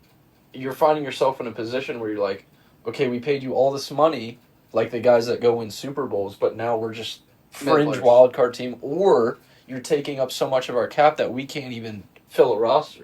That's why, and like that's kind of why I'm glad we got rid of Kirk, because it was like Right. that was the position I was in, and like maybe I didn't know how to like fully like express that in the correct way, but like I feel like that's what we were gonna get caught in, because look at how much the Falcons ended up paying him, and he's the backup now. Right. But So then, like, what do you See, do? that's what I fear that we're gonna get into being a Dolphins fan, because we have already spent. So Xavier Howard's still taking $12 million of our dead money. Jalen Ramsey's still taking $14 million of our dead money. So those are your 2 corners that you're paying. Look at the cornerback room right now. They're the worst room in the entire league. And if we end up getting rid of Tua, that's even more dead money that we can't do anything with, because we had to sign Tua because, he just came off a great year. Like, that's the spot that you're talking about, is like, you have a quarterback who has a great year on his contract year, and your team literally has to pay him. Yeah. Like, and me and my dad were even saying, I don't think we should pay Tua this, but we have to. Yeah. Because that's what he just did. And now you look at where we are, and we're stuck in a hole. you're mortgaging. It's basically like these franchises are just mortgaging their franchises. Yeah. Just Well, because the market is so saturated that it's It's so hard to find that guy. Mhm. If you see a guy who has a great year and has flashes, you're like, we got to hold on to him because Exactly. someone will pay him. Mm-hmm. You know, Well, the thing is, like, it seems like the teams that stay at the top are usually the teams that can figure out the quarterback transitionary phase the best out of teams. Where it's like a team like the Packers who's mastered that method. It's insane. Where it's like, okay, well, we have a established quarterback. we're not going to hurt his feelings, or maybe we will, but we're going to take a quarterback that we believe in that can be next and plug him in behind him, put no pressure on the guy. But not only does that take the pressure off the guy, but now you have the opportunity to have those established pieces around him so that when he comes in, he has the weaponry and can flourish. And honestly, a guy like McCarthy That's is what I was put in gonna that say. situation. That's what I envy with the Packers can sit through that and be like, you're not going to go in until you're ready. And now we're in a position where we threw McCarthy in, and now you keep going back from that is hard. Well, what I was going to say was, that's why I think it's too early to tell on JJ where you're like, oh, well, he's not the guy. When Jordan Love got first thrown in there, his first half of his first season, he didn't look very good. And now he He's looks... a pick machine. No, I'm not saying Jordan Love is that guy now, but he looks pretty dang good and looks like he can lead the charge of a very, very good football And he got team. paid. Where the Vikings, I mean, I don't think they're as good all around as Green Bay maybe is per se right now, but they can still add next year where it's like, okay, JJ in year 2, Jordan Love in his first year, they weren't going to win the whole thing. JJ now, when he comes back for next year, I'm not writing y'all totally off this year, but this year's not exactly, you're not the favorites. No. When you come back next year, if you get the right pieces in the offseason, you still have him on the rookie deal. If you want into year 2, he sat behind a guy, it was lucky because of injury. Yeah. And now he can come in and start going. So that's kind of the method that I just think but works like in the NFL. I envy teams that just have that stability at quarterback. I And mean, it's- Yeah, me it's- too. I mean, it's I think like, a lot of people do, and it's Yeah. rare. Like Yeah. You got to hit on everyone's one sitting guy in on- the draft, and then from there handle it the right way. But Yeah, you I have to mean, hit on that first guy. everyone's sitting on this couch is envy of that right now, except Exactly. for, I mean, you guys have younger quarterbacks who Yeah. have upside. Like Drake's look Like I good. think he could become that guy. Yeah. And We had to wait a while. JJ's got the tools and he's got the team. Yeah. I mean, Tua at least was really good. For a year. The ghost of Aaron Rodgers is playing quarterback for my team. I had Russell Wilson, Kenny Pickett. Like, Yeah. I've Right. seen what it, because we had Ben for 20 years. Mm-hmm. Right. And now I'm seeing the results of not being prepared for life after Ben. Yeah, they didn't really prepare well. No, they didn't. And the thing Ben- is, like, if Rodgers has a good year this year, the best case scenario is for him to stay next year, one more year, Yeah, y'all trade up draft and your get a guy. guy. Mhm. Yeah. And then you kind of fall into that cycle like the Yeah. other teams are. Well, I think that's the vision, get but a I mean, guy. even and Your I know team's kinda get old, to- too. We'll get to whatever, but Yeah. Rodgers is most likely out after this year, and then you're either throwing in a rookie or you're probably starting Mason Rudolph, Or you bring Kirk Cousins for a year or something yeah, like that. you're in a similar position Yeah. until you get stability, and by that time your team's aging. And out. you're wasting So, years. Yeah, it's Yeah. tough, man. It Tough league. I think we have to get into Mr. Irrelevant of the week. Well, before since we're talking about stable quarterbacks, I want to talk about the GOAT for a second. The GOAT. fraud. Is he coming out of retirement for the Vikings? No, but so I don't know if y'all saw this, but I thought this was really interesting. That for one thing, this was the first storyline on like both of the early morning sports shows this morning. But y'all know Tom Brady's a minority owner in the Raiders. Whatever, Yes. he was in the booth up there, fitted, whatever. Yeah. So, how do y'all feel about him being a minority owner and also a commentator? Yeah, getting Because inside access. I didn't realize the kind of conflict of interest that goes on. Oh yeah. Because, so, they were talking earlier that, so, Tom Brady is calling the Cowboys game this next week. But then the next week, the Raiders play the Cowboys. And Tom Brady gets in that room with the Cowboys coaches, and they have like a closed door meeting, and they're like, just try and get a feel of the situation of the team. And like Tom Brady could easily take whatever McCarthy says and goes not McCarthy. What's his name? How do you say? Yeah, Schottenheimer. Schottenheimer goes over and tells the Raiders like, "Hey man, this is what's up." Yeah, That's see, crazy. I think you got to have a middleman in that sense, where like it's like, okay, this guy can't go in, and he just gives. Well, that's where they it's are a right weird now. dynamic. It's Yeah. a very unprecedented dynamic that's going on. So I honestly think Well, he shouldn't also, be in the Brady booth. will use all that information. Yeah, that's what I'm saying. He's has proven he's not above Yeah. those tactics. Anyways, All right. but and they've said that he meets with Kelly Yeah. weekly. Yeah. So I mean, it's not out of the realm of possibility that he's sharing information. This could be wrong, but at the beginning of the year, didn't they say that they were going to limit his access? Mm-hmm. So are they not following up I with don't that? know. And if it was anyone but Tom Brady, this wouldn't be a thing. Oh no, fly. not You know, even. so, like, yeah. And if another thing, if the Raiders were good Yeah. and they're winning football games, Mm-hmm. you can bet that this would be much more of a talking. Oh It yeah, would be. You know, so No, I I completely agree. agree. I think So it's- maybe if the Raiders should stink, that's good for Tom. I think it's interesting just to bring up, but we can get into the Mr. Irrelevant of the or Mrs. Irrelevant of the Yeah. Whoa. So yes, This is irrelevant. This is irrelevant. So, funny story coming out of Indianapolis. I'm sure y'all have seen this, but Jim Irsay passed away I know this who year. that is.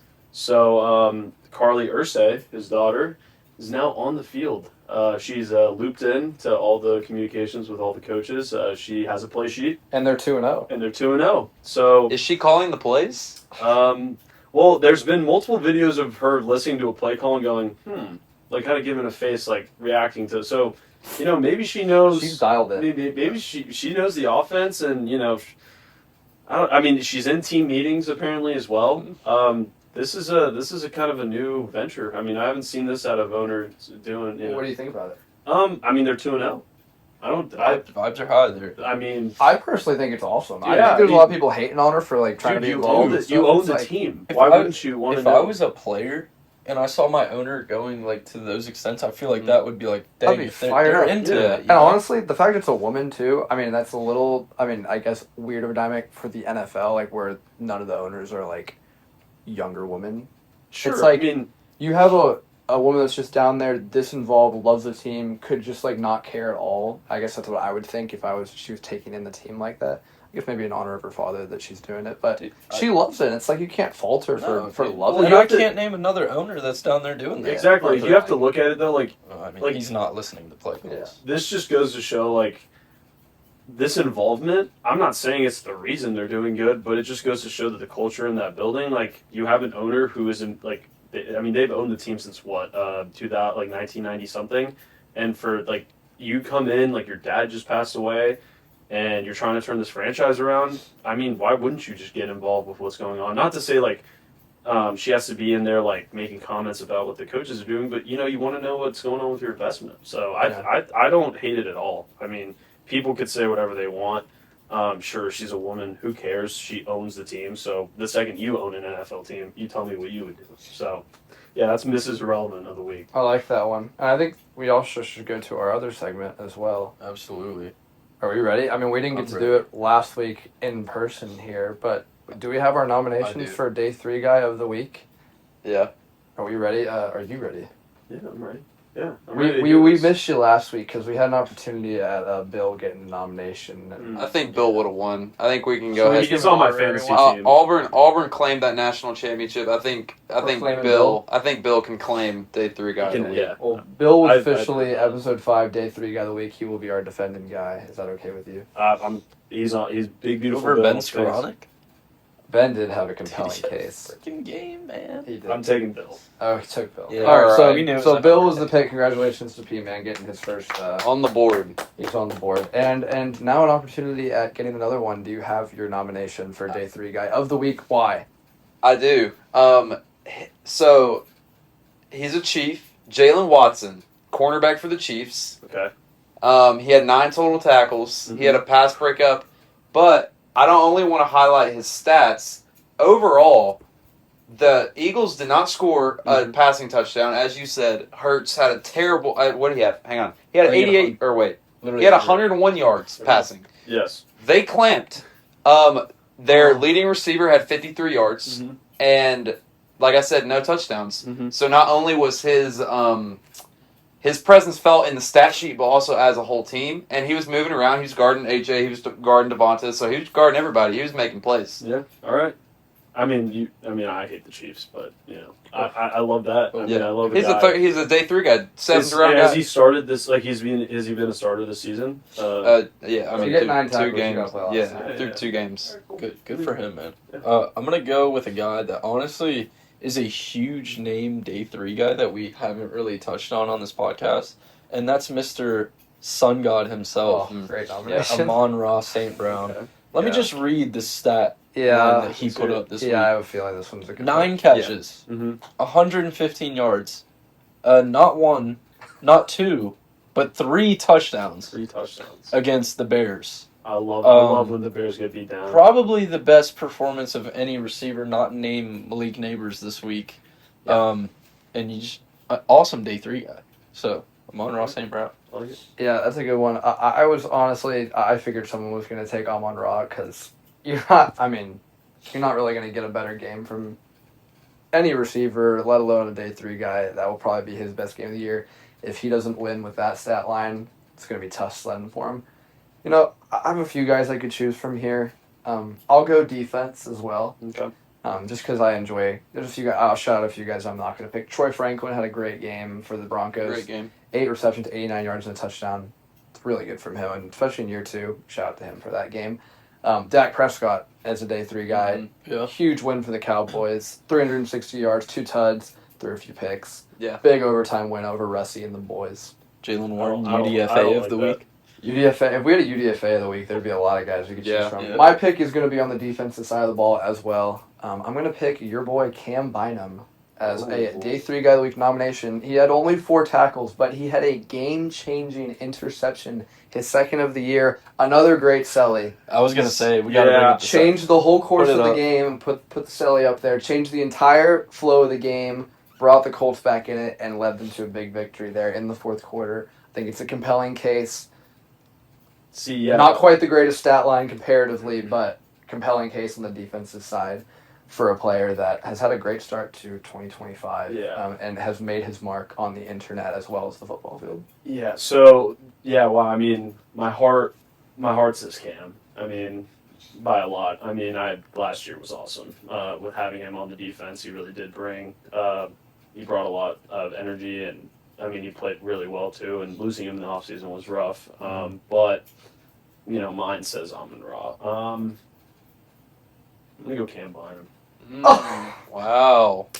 I'm not going to lie, what Wow. an absolute upset of a pick That there. is absurd. Amon-Ra St. Brown, if you're watching the pod, Sorry. I would be the first to say snub Put out there. 120 yards and 3 touchdowns. I don't know, and got a big It's okay. victory, and his team got He'll 50 points. probably be brought up again. Yeah, If bring- he doesn't bring him win up with next that week. stat line. Yeah, he's not going to put up winning. 5 tuds. So you're gonna, That's not like one of the not gnarliest two. receiver stat lines ever. I mean, yeah, no, I mean, Hey, we'll take a victory. Cam Bynum. sometimes you just have to go with the heart, you know. Hey, man. The mind. No, I isn't mean, it was always a what you terrible gotta go pick, but if that's how you want to just it's really cool. Cam Bynum, the official episode 6 day 3 guy of the week.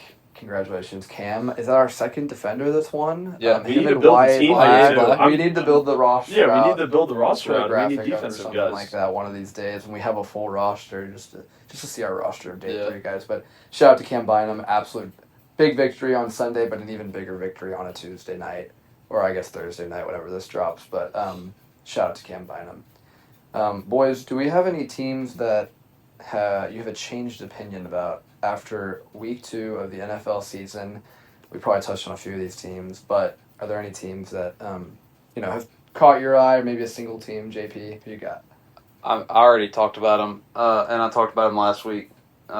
Mine's the Colts. Mm-hmm. Like I said last week, I just thought the Finns were bad, which we are. But the Colts winning the game on Sunday against the Broncos changed my opinion on them. I think Danny Dimes is for real, and I think Jonathan Taylor could, push for the top running back in the league. He, like I said earlier, he was toting it. Yeah. So Colts' opinion is completely changed. Do you think that they can make the playoffs? Oh yeah, if they keep playing they're hot, they have momentum. They're in and- a division they can win. Yeah, exactly. There's no we talked about this a few weeks ago, but that division will win the Colts before they played a game. When I had them pegged at 4-13. yeah, we thought that division was going to be bottom 2 in the whole league. Mm-hmm. Yeah. So, but clearly, like I said, Reinvigorated. the Danny opinion's Dimes. changed. Indiana Jones, actually. Indiana now. Jones, Not that's a- Danny that's a Dimes. sick That is a nickname. cool nickname, Yeah. too. I can see it. Look, man. The Vikings had Sam Darnold go crazy last year. Jane Daniels with the Commanders leading the team that didn't think they were going to make the playoffs. Maybe it's the Colts this year. Yeah. Gabe, you got teams that you're higher or lower on this year? Yeah, I got 2 that I actually want to touch on. First one, it's going to sound a little crazy, is the Eagles. And it's because I think in coming into this year, I thought the Eagles were going to be a juggernaut again. I think they can be had. This team reminds me of the team not last year, but the year before, that was squeaking out wins all year. I think they were like 10-1-ish, and then lost like 5 straight, and Yeah. kind of hit a buzzsaw and kind of spiraled out. It would not shock me to see this team kind of face some adversity, some attrition issues. Maybe they get some injuries. I don't regard Sirianni in the same light as like the top tier coaches in I the don't NFL to overcome said injuries. And dude, if any team can stop their run, I feel fairly confident that Hurts isn't going to beat anybody with his arm right now. He's throwing for 100 yards, man. Yeah. Like, it just doesn't seem like a sustainable way to win games. And granted, they're still a great team. They're still the defending champions. I'm just a little less high on them than I was at the beginning of the Their season. defense, for me, has not been doing great. And I think there's holes there. Yeah. I think the secondary is definitely can be had. If the Chiefs had any weapons, I think they win that game. Yeah. I I do think they've had some rookies that have stepped up, though. Yeah, Makuba looks very touch good. on looks awesome. DeJean and Quignon obviously studs. But Adoree Jackson's not doing it for me. It's hard to replace guys when they all leave. 100%. And I just think they're going to have a brutal schedule down the stretch. It wouldn't shock me if they lose in the first or second round. Really? This version of this team, obviously they can get better. But another team is the Bears. I mean, I had this team going 9-8. I don't know if they're going to get 5 wins. I mean, their defense looks terrible. Their offense looks like they can't figure it out. Yeah. There's no Very tangible streaky. reason for me to believe that this team is going to turn it around. Fair. Granted, the Bears' history. Yeah. So yeah, I'm lower than I was on them, and I was probably lower than consensus on the Bears coming into the year. Yeah. So yeah. No, I think that's totally fair. I mean, I think the Bears are just going to be a team that's so streaky, and they seem to have the paper talent. Yeah. Where it's like, there's no doubt that this team has the tools that if they just somehow mesh together, they can string off a bunch of victories in a row. It just doesn't look like it's clicking right now. So far, I think that's just, to say the least. They're a team that you've changed an opinion on there. Yeah, I really thought the Giants had. I mean, I know it's early, but it just doesn't look good. I mean, I think they're a sweetheart team. I love We their knew culture.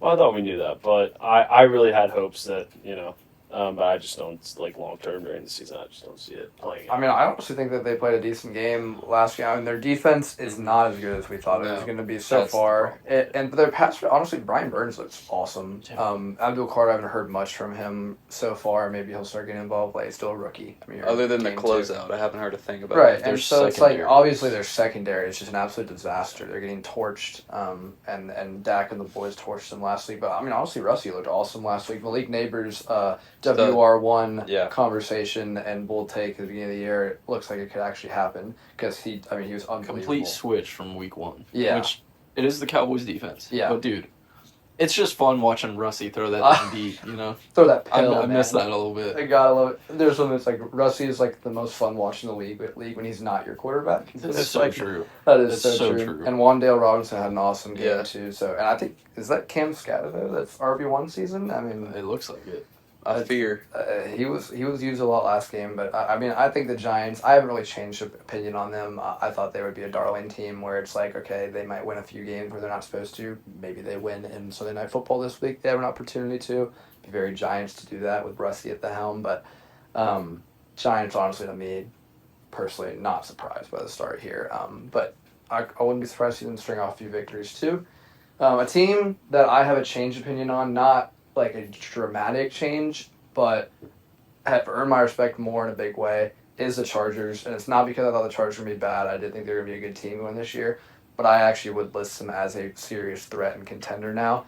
I mean, the aerial attack right now looks amazing, and I think the rushing attack has looked bad so far, but that's usually Jim Harbaugh's bread and butter. And if they can get that going, that offense, with the confidence that Justin Herbert is playing with right now, where he's now a serious MVP candidate, the defense is really good too. I thought having no Slater would have a huge impact, and it doesn't look like, at least in pass pro, that it's been a big deal as far as the Chargers so far, who have played two pretty good defenses. So starting, the Chiefs are a good defense, and the Raiders made the Patriots look really bad in week 1. 2 divisional games that they both not at home, not on their home turf. They get done 2-0 start. That's a team that has earned my respect. That, hey, I said maybe next year for the Chargers because they have the talent, but maybe not this year. Maybe it's this year, man. I mean, there's not a team that I think is far and away better than everybody else. I think Philly, like you said, I wouldn't put them as, you know, the defending champ that's far and away better than everybody else. Maybe the Bills are a top tier team. Maybe they're above everybody else. But honestly, if I had to, like, and I was forced to, I'd throw like 4 or 5 teams in a group that I think could all come out and win this year. And the Chargers would be in there where they originally wouldn't be. And I was high on the Broncos this year, going into the year. I'm much higher on LA right now, and that's recency bias, and we'll see after this week because they actually play against each other. But as of now, I'd say the Chargers are definitely the favorite in that division. I think a lot of people would agree with me.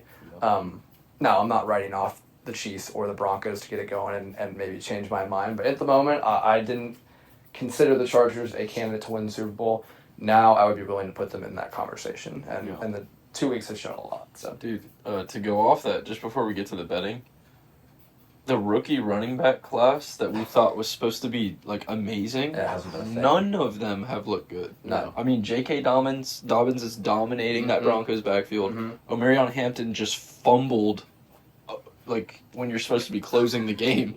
Terrible look. Fumbled. And then they have Najee come in. Caleb Johnson blunder in the end zone. Travion is all of a sudden not a good pass protector, and Ramondre is taking snaps from him back and catching wheel routes that were supposed to be drawn up for Travion. It's looking like Bashal Tootin or any of the guys in the Browns backfield is like best right now. Genty has not looked good. I'll say it. No, it doesn't look good. Then again, you can kind of make the argument that they're probably, I haven't watched the film really, but stacking the box against the Raiders, anticipating they're going to run the ball a lot with the weaponry that they have on the outside. But Genty definitely has been underwhelming to start. Yeah, and again, week 2 of reactions. Right. But I think it's something to note because it was the strongest, like widely considered strongest position group out of the draft, and we've been disappointed. We have. Anybody else have anything on that? Because, I mean, We're just talking about some betting, man. Bashal Tootin to the moon. Bashal Tootin. RB1.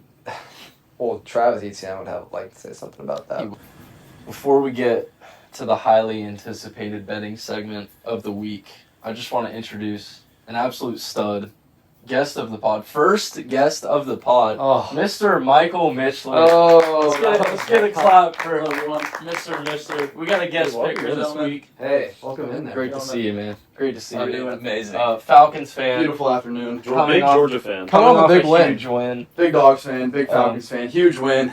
Absolutely. Defense looks legit. Michael Penix is the future. Hey, Love it. welcome to the With show, that being man. said, we got some college football games that we want to talk about. Number 1, Arizona State and at Baylor. Ooh, Matthew Trujillo, who do you have? I'm going to take Baylor. the Baylor Bears. People were high on them at the beginning of the season. They lost to Auburn. I still think they got it in them, so I'm going Baylor. Yeah, I think it's going to be a tough game. Expecting a lot of fireworks. Honestly, could go either way with this. I'm also going to stick with my gut that Baylor is the better football team this year. They are at home. I think Sawyer Robertson's going to find a way to get a big win. I don't think Sam Levitt's the same player as he was last year. So I think you could easily take Arizona State in this game to get a big bounce-back victory, backs against the wall. But I'm going with the Baylor Bears to keep it rolling, man, and keep it rolling the Big 12. Michael, no pressure, but this is your first pick. It is, but I'm going to tag along with both of them. I think Baylor's kind of shown and already gone through some tough battles and kind of proven themselves in these harder situations. And I think they just kind of keep rolling with what they got going. Mm-hmm. So we got 3 Baylors. I'll change it up, man. I'm going to go Arizona State. ASU. Sam Levitt, highly regarded player, supposed to be a first-round pick at quarterback. I think if you're going to turn it around, this is the game you have to do it. If they want to get into the playoff, they have to win this game. And I think they do. I don't think Baylor's that strong. Auburn looks like they could be good, but we really don't know. It's early. So I'm going to go with Arizona State, even on the road. I like it. You know, I was hoping I wouldn't be the only one, but I'm going Arizona State. I think they get a big bounce-back win after losing to Mississippi State last week, or I guess now 2 weeks ago. But yeah, they're gonna get a big bounce-back win. Big old road victory. Right. Next game, this is a tough matchup here. It's actually a very compelling one, I think. Number 21, Michigan, and Bryce Underwood, or a.k.a. Batman nowadays.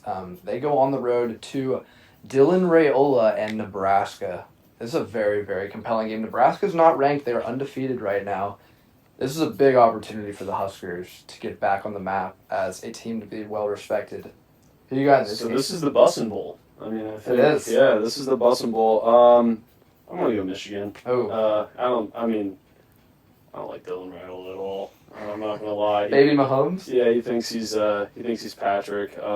Yeah, no, I'm taking Michigan. I mean, Nebraska, they got a solid program over there. But yeah, I just think Michigan comes in and they get the job done.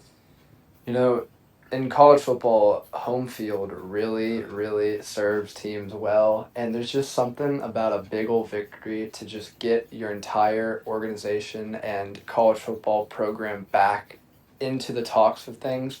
It's a great opportunity for Dylan Raiola and the Nebraska Cornhuskers, led by Matt Rule, to get back in the college football conversation after many, many, many years out of it.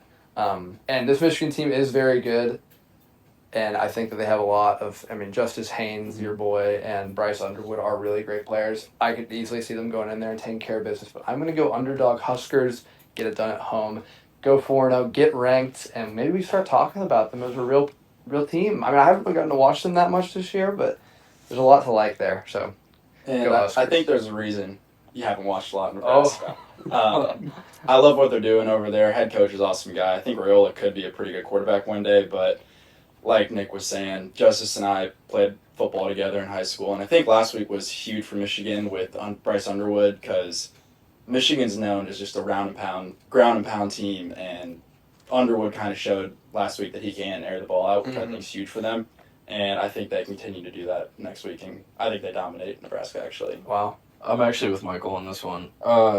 Outside of this being a fantastic hate watch, because I don't like either of these teams, and Dylan Raiola, we don't hate anybody. But as far as unlikable characters in football, Fair, probably number one. I think Michael hit it on the head. I think their run game is enough to win this game, but you add on Bryce's legs and the ability to push it downfield. I can honestly see this as kind of a breakout game for him, and something that he can build off of. So I'm going with Michigan, and I'm not really thinking twice about it, honestly. Yeah, I'm not thinking twice either. I'm going Michigan as well. I watched the Nebraska-Cincinnati, their first game in Arrowhead with Travis Kelce and Patrick Mahomes in attendance. Was not the best. Was not the best showing from Nebraska, and I'm not sold on them. Michigan goes in and takes care of business. You know what? You guys are kind of convincing me, but I'm gonna ride with the Huskers, man. Jeez, come on, Huskers. We got to prove these guys wrong. They've been playing good the last 2 weeks against their Cupcakes. It was a bad start, I guess, in that Cincy game. Maybe they get a big win. Yeah. All right. Next game. A game that, honestly, I think is going to be much more of a game than people think. I agree. Matt, what do you want? Give me the big wave. Wow. I'm Green taking wave. Lane Kiffin, your days are numbered. The big wave is going to roll over you. Oh! They are going to Ole Miss, so they will be there. But yeah, no. I think this would be crazy. I want to see it happen. So that would be fun. It would be so much fun to watch. And I know, and the mind says Ole Miss, the heart says Tulane. I'm taking Tulane here. I'm rolling with him. Honestly, Tulane, I'm taking Tulane in this game. And 11-point dogs on the road. This Tulane team's not going to fear Ole Miss. They played them last year. This is not a new matchup at all. And honestly, Ole Miss has been teetering on the edge this year. They just haven't looked like they're clicking. Austin Simmons, is he a little bit banged up too? I think I saw that he'll probably play in this game. Mm-hmm. But, Ole Miss hasn't really shown anything to me where I'm like, oh, Ole Miss is going to absolutely roll in this game. And they should be favored by as much as they are because they are a much bigger school. But Tulane's got a lot to like about them, dude. This is their big game. This is their Super Bowl of the regular season.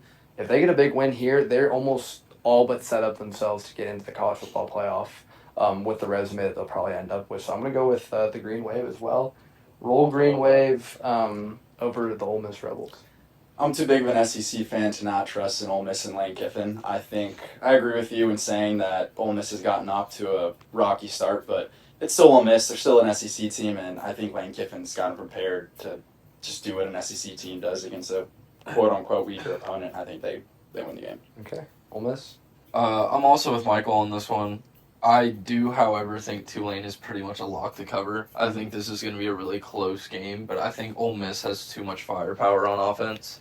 And I think Kiffin, as much crap as he gets, I think he's still a fantastic offensive mind, and I He think is. that's enough to get it done. So.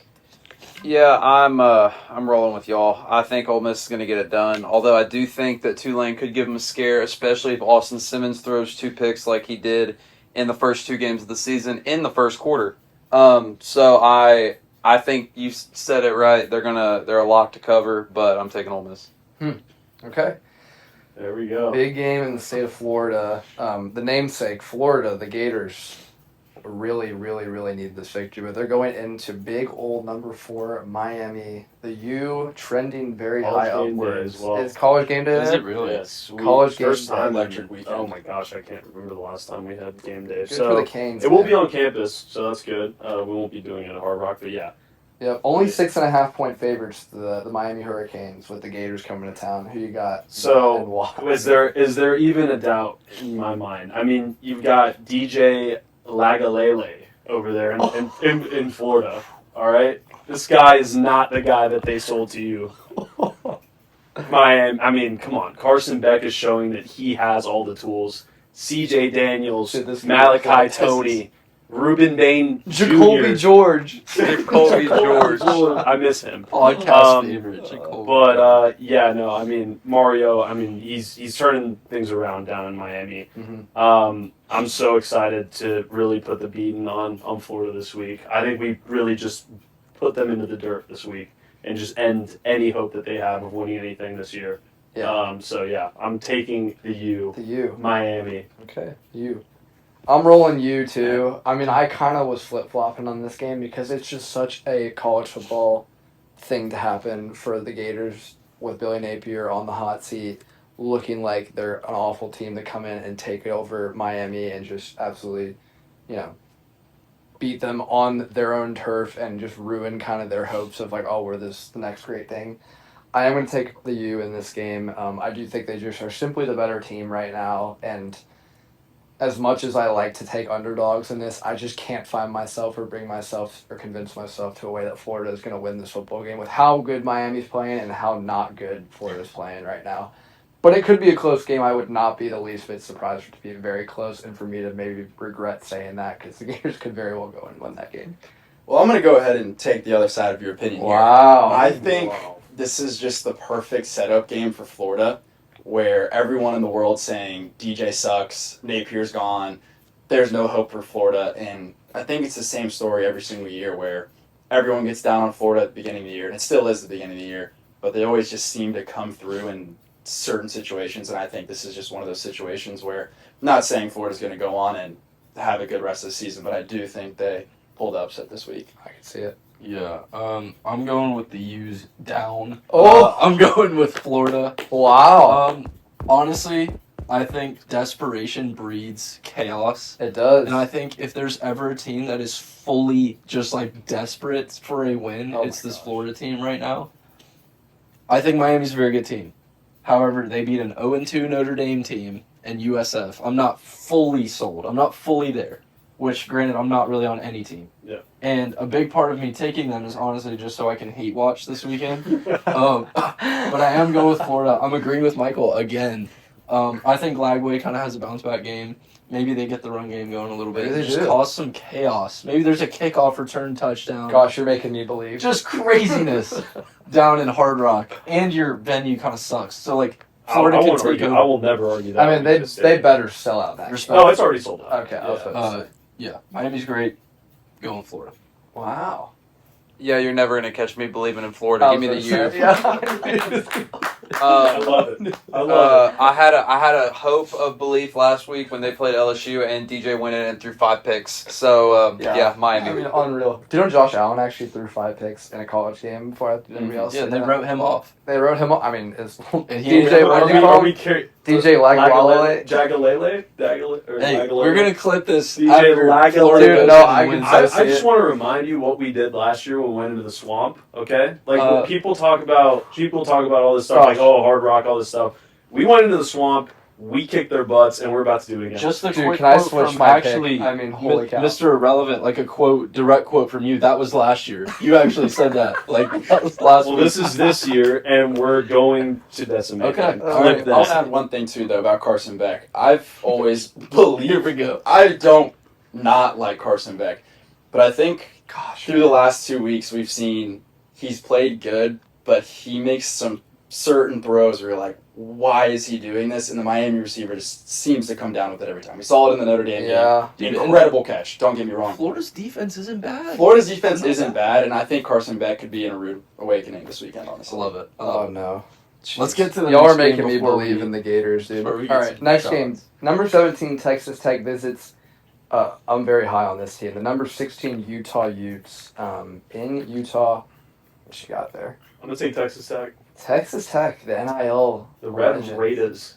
The Red Give me Raiders, that. that's an expensive football team. They better go in there and win that game. I'm going with the Utah Utes. I was bold on them. They have their own U. I don't know if that's appropriate to throw this out, but the Utah Utes, I'm going with them at home. Devon Dampier, absolute electric quarterback right now for the Utes. No one's really talking about this team, and they're just slowly moving up through the ranks. I was on them at the beginning of the year.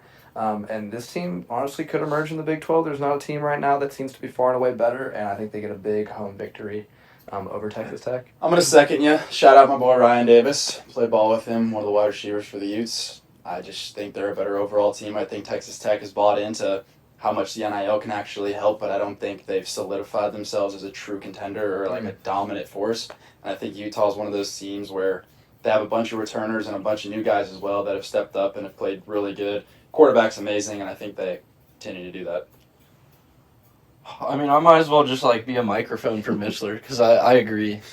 Post Cam Rising era, Utah actually seems to be in a better place. I still think Texas Tech is a really good team, and I think both of these teams are kind of playoff fringe contenders. But I'm going with Utah. I think they're going to win at home.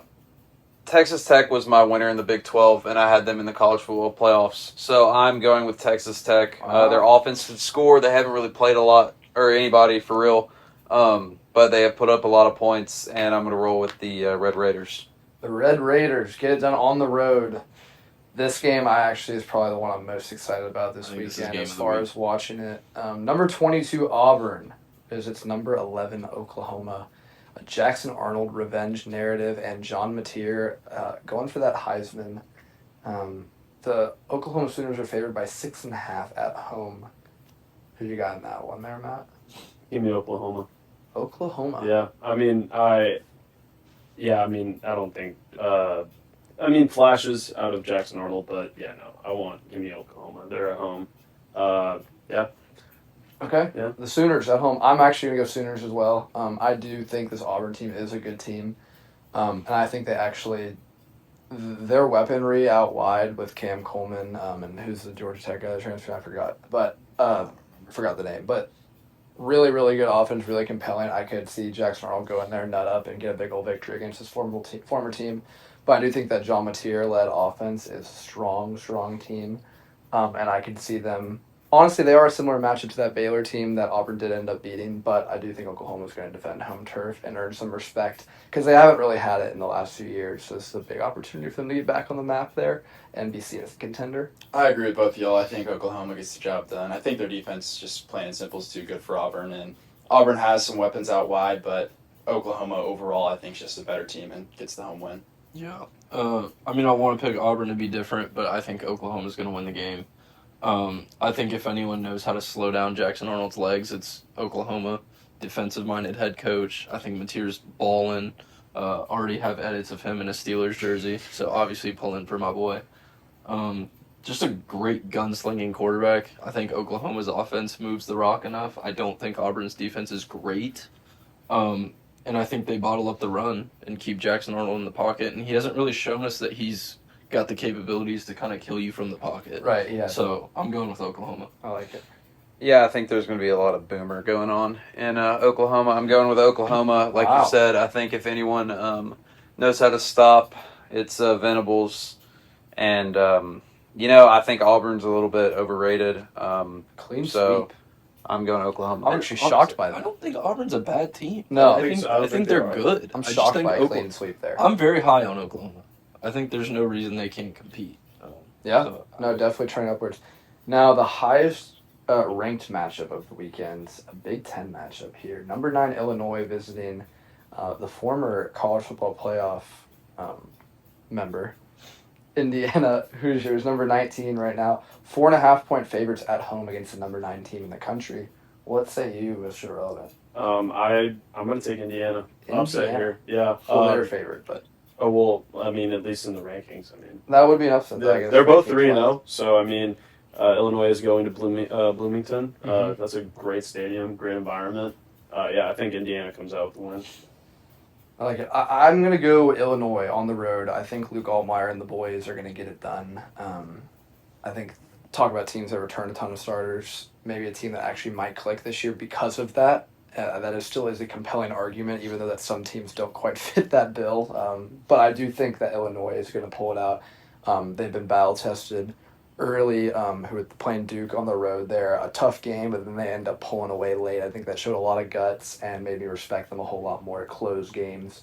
Kind of feels like a team of destiny in my mind out of the Big Ten. I'm going to ride with them to get a big victory on the road.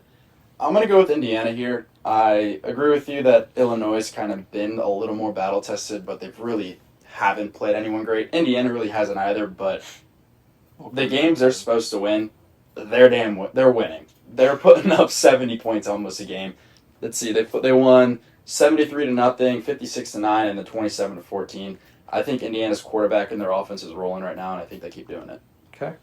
Who's I'm actually going with Illinois. I think, honestly, I'm much lower on both of these teams than I think a lot of people are. I do not see Illinois as a top 10 team in the country right now. I'd probably pick 6 or 7 SEC teams. I'd probably pick 6 or 7 SEC teams over them right now. Indiana's returning a lot of guys, but they're also lost and they have turnover at some big positions, and I think Altmaier is the better quarterback in this scenario. Mendoza's good. I'm honestly shocked that they're underdogs in this game, to be honest. So Y'all didn't know the line moved to 5.5 today, by the way. Oh, wow. See, I think that's crazy. So I think Illinois is going to go in there and get it done. Indiana's not really a place that I'm scared to go play. Hey, if they have to win that game, honestly, Indiana, you got to start respecting maybe they're actually a program now, not just a one-time thing. Yep. I'm also very surprised that they're this heavily underdog. I'm going Illinois. I've been an Altmaier fan since he went to Illinois, started there last season. But, I mean, they played a good team in Duke and handled them pretty well. And also, I'm not really a big fan of Signetti after what he said about SEC teams playing the schedule that they played last year. So I'm going on hate watch for Indiana. Oh. Illinois gets the win. Gosh, a lot of hate watch on this pod. Dude, a lot. I mean, we need to just start loving up on some of these teams. I think we start going back to our bread and butter. We have our game picks for the NFL. Week 3. I'm excited for week 3. Let's start with Thursday night football. Yeah, I'll go last, guys. Yeah, we'll start with you. I'm taking the Bills. Okay. I don't.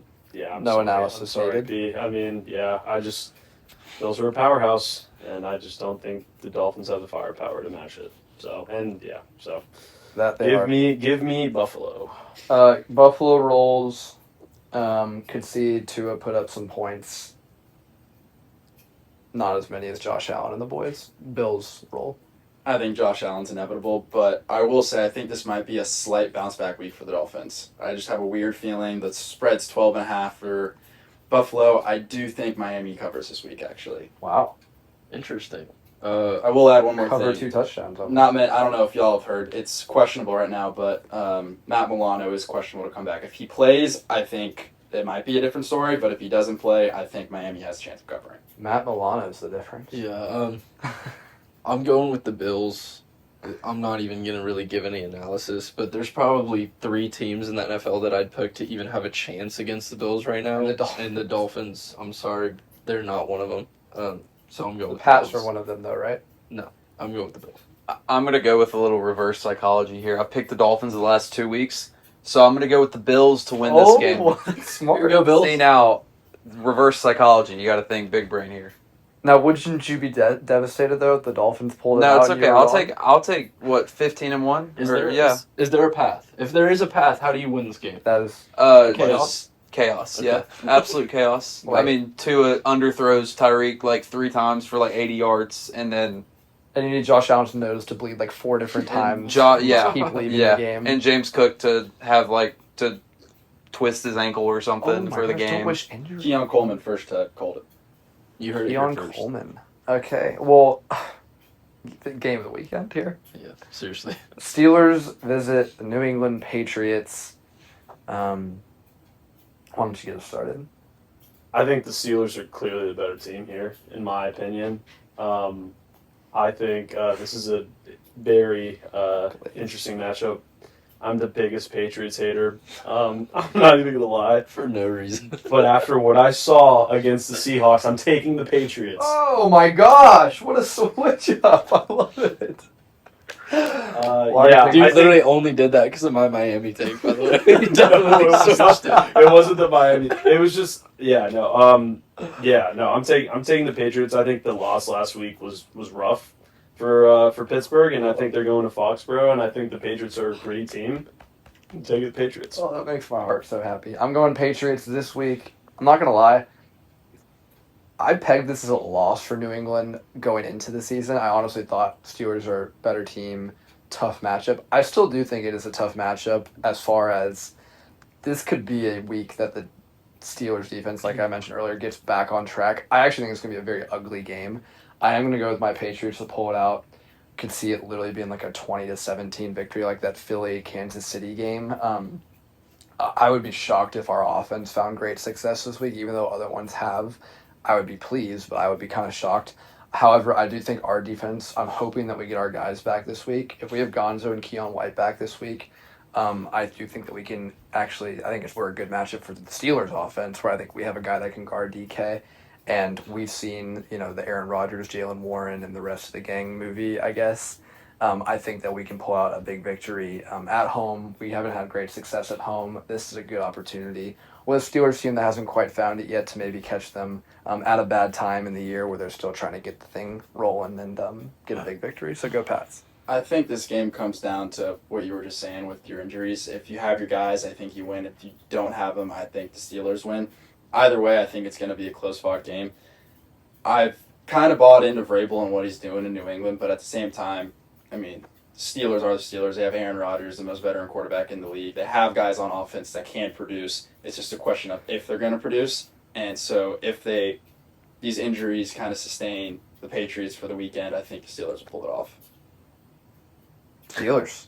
I'm going with the Steelers. I'm banking on larger sample size here with the Steelers defense, and I'm not willing to write them off after 2 weeks. We're supposed to get a huge infusion health-wise. Derek Harmon's supposed to be back this week. Joey Porter Jr. is supposed to be back this week. Deshaun Elliott's supposed to be back this week. Absolutely huge for the defense if we get those guys back. I'm not going to sit here and act like I think the Steelers are going to blow them out. I don't. I think it's going to be a very close game, very defensive game. But I'm willing to bank on Tomlin finding a way to get 9 or 10 wins. Tomlin, your boy. Well, I mean, he gets 9 or 10 wins. That's Will what he Caleb does. Johnson be back there to catch kids? No, they already said no. But I think normally I don't put a huge amount of stock in one player changing a game.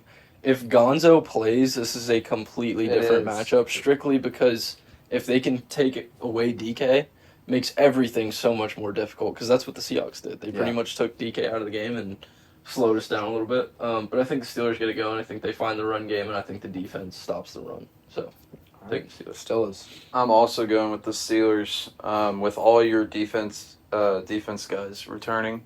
I know for a fact your defense is better than the Dolphins' defense, and if the Dolphins' defense can stop them, then y'all can stop them. I'm going Steelers. Still is. All right. Well, looks like the Steelers won that one 3-2. May the best man win in that game. Hey, good luck to you. You too, man. All righty. We brought our guest picker on. Boys. We get to see if his Another boys game of the can week. pull another one. Our squad ride, underdog squad ride, money line, cash it, never a doubt. Sorry. Hey, but it was for a good cause. Falcons versus the world. But the Falcons The Vikings come are back just never 22-0. good. That's all that matters. trying to 22-0. get revenge, or I guess not revenge, but trying to keep it rolling. Falcons versus the Panthers, who are reeling, man. Who you got? I mean, after what the Falcons did to us this week on Sunday night, yeah, I'm taking the Falcons. I think Bijan's just going to run over the Panthers. I don't see Bryce Young and the crew doing much to stop the Falcons. So yeah, I'm taking the Falcons. This is a hunch. I'm going Carolina in this game. The Carolina's not going to go 0-17. I think the Falcons, I think they're a different team this year, but the Falcons are still the Falcons. They are prone to let down games all the time. They just got a big victory in prime time. They're going on the road, divisional matchup. Now, the Panthers have looked really bad in the first few games, but honestly, by the end of last game, they actually did scare the Cardinals at the end of that game there. They had a good second half. Maybe they found something. I was box score watching. I won't lie, I didn't watch the end of that game, but all of a sudden I looked down and they're driving with a chance to win, coming back against the Cardinals on the road. Come back home, Falcons still, their offense didn't look great in that Sunday Night Football or Monday Night Football game. Was it Sunday night? Sunday night, jeez. I wasn't quite impressed with it. Their defense did look good, but I do think it's an opportunity for Carolina to get a win early in the year. Maybe not go totally in the toilet to start. And that is not a knock on Atlanta. I do think they're a good team and they'll emerge, but still early. I think this is a time where some upsets might happen, and this is one I'm picking. I don't disagree with you. This would be a typical Atlanta Falcons type thing to do, to go to Carolina and lose this game. But I think that the Panthers' offensive line is just garbage this year. And after watching last week and what our defensive line did, I mean, we had 6 sacks. I think we had 7 TFLs, 2 interceptions. Our entire defense looked really good. We had, gosh, come on, guys.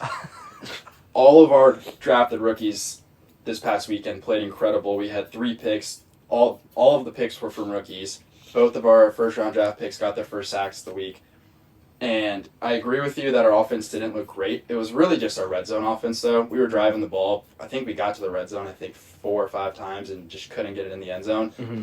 But I think Bijan's inevitable in this game, and I think the Falcons take it. I'm honestly really 50-50 on this game. I think I could easily talk myself into a Bryce Young kind of resurgence game. They kind of find some stuff, maybe get the run game going a little bit. But honestly, it's what I saw from the Falcons' defense last week that makes me a lot more confident. They look good. Bijan is probably the best running back in the NFL right now. He looks dangerous, man. He does. And Carolina's defense is not good. So I'm going to bank on the Falcons. I think Penix gets it going through the air. Again, divisional play. Always kind of up in the air, but I think Falcons go in there and they get it done. There's nothing that tells me that this Falcons defense can't stop the Panthers. I'm going Falcons. I mean, they absolutely tore the Vikings O-line apart the other night. Like you said, all your sacks and the picks, and D-line was freaking moving, so I'm going Falcons. Falcons.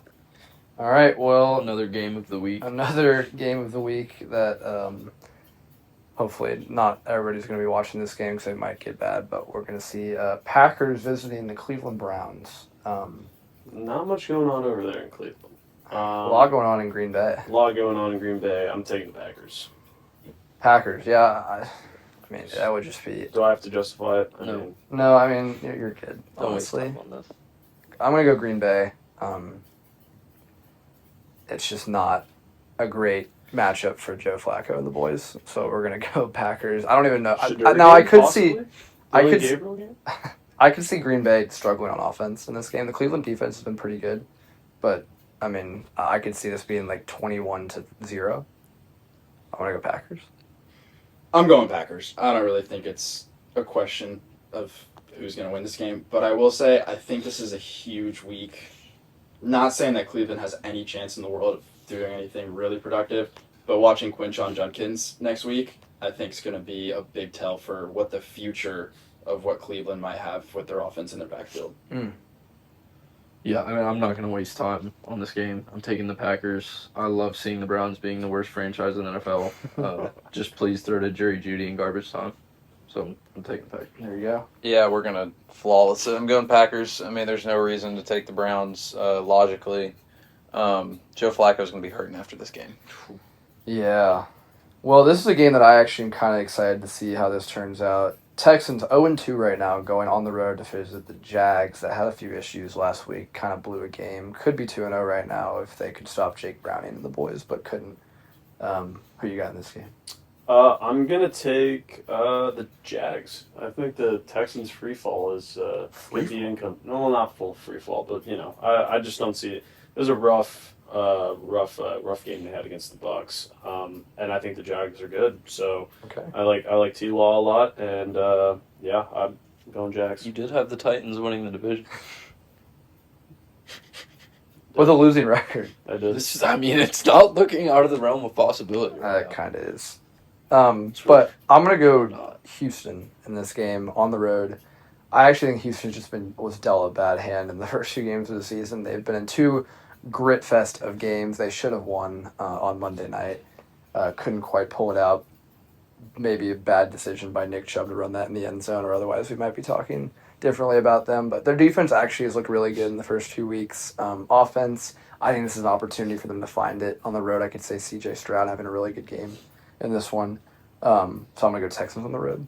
I'm going to tag along. I'm going to go Texans. I kind of see the Texans right now as like a Walmart version of the Bengals, almost, where their offense should be pretty good, but it hasn't really proven anything, and their defense should be all right, but they haven't really done anything productive. But I just don't really believe in Jacksonville, honestly. Trevor Lawrence honestly played a pretty good game last week. BTJ did not help him out at all. I think he'll probably have a bounce back week. I wouldn't be surprised if the Jags won, but I'm going to go with Houston in the upset. Yeah, I think this is a get-right game for Houston. Mind you, I don't think the Texans are a great football team. I think their defense, I'm actually a little bit higher on them. I think they're really good. I think they've got talent, and I think that's what's going to win this football game. But honestly, I think there might be some trouble brewing down there in Jacksonville. This just seems like bad vibes. Yeah. I was lower on Travis Hunter than most people. He hasn't really done much through these first couple weeks. Mind you, I haven't watched every snap. I don't know if he's killing. But I just think the Texans have more talent defensively to kind of overwhelm that Jacksonville offense. So I did see a clip. Travis he guarded T. Higgins a lot of I that saw game, that. and he played pretty good. And a lot of Jags fans calling, hey, make this a defensive focus game, put him on Nico Collins, take him out of the game, maybe gives us a better chance. So I always interesting. thought he was a Should have better picked. corner.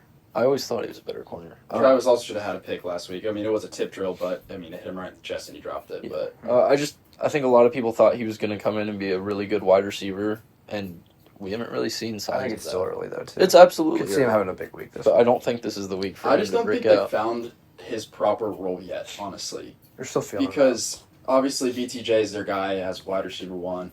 And I think they're just trying to figure out, is Travis going to be our slot guy? Should it be spread out? What is his role? Because the majority of his work is just quick slants over the middle of the field. And well, yes, that's getting him targets and getting him more experience. I mean, the guy's known for going downfield and making incredible catches on DBs. Yeah. And when are you going to give him that opportunity to go do it? It seems like he's solid at both right Yeah. now. But that's not going to He's also a rookie. win you games. Yeah. Absolutely. Right. I'm just saying, as of right now, in this game. Agreed.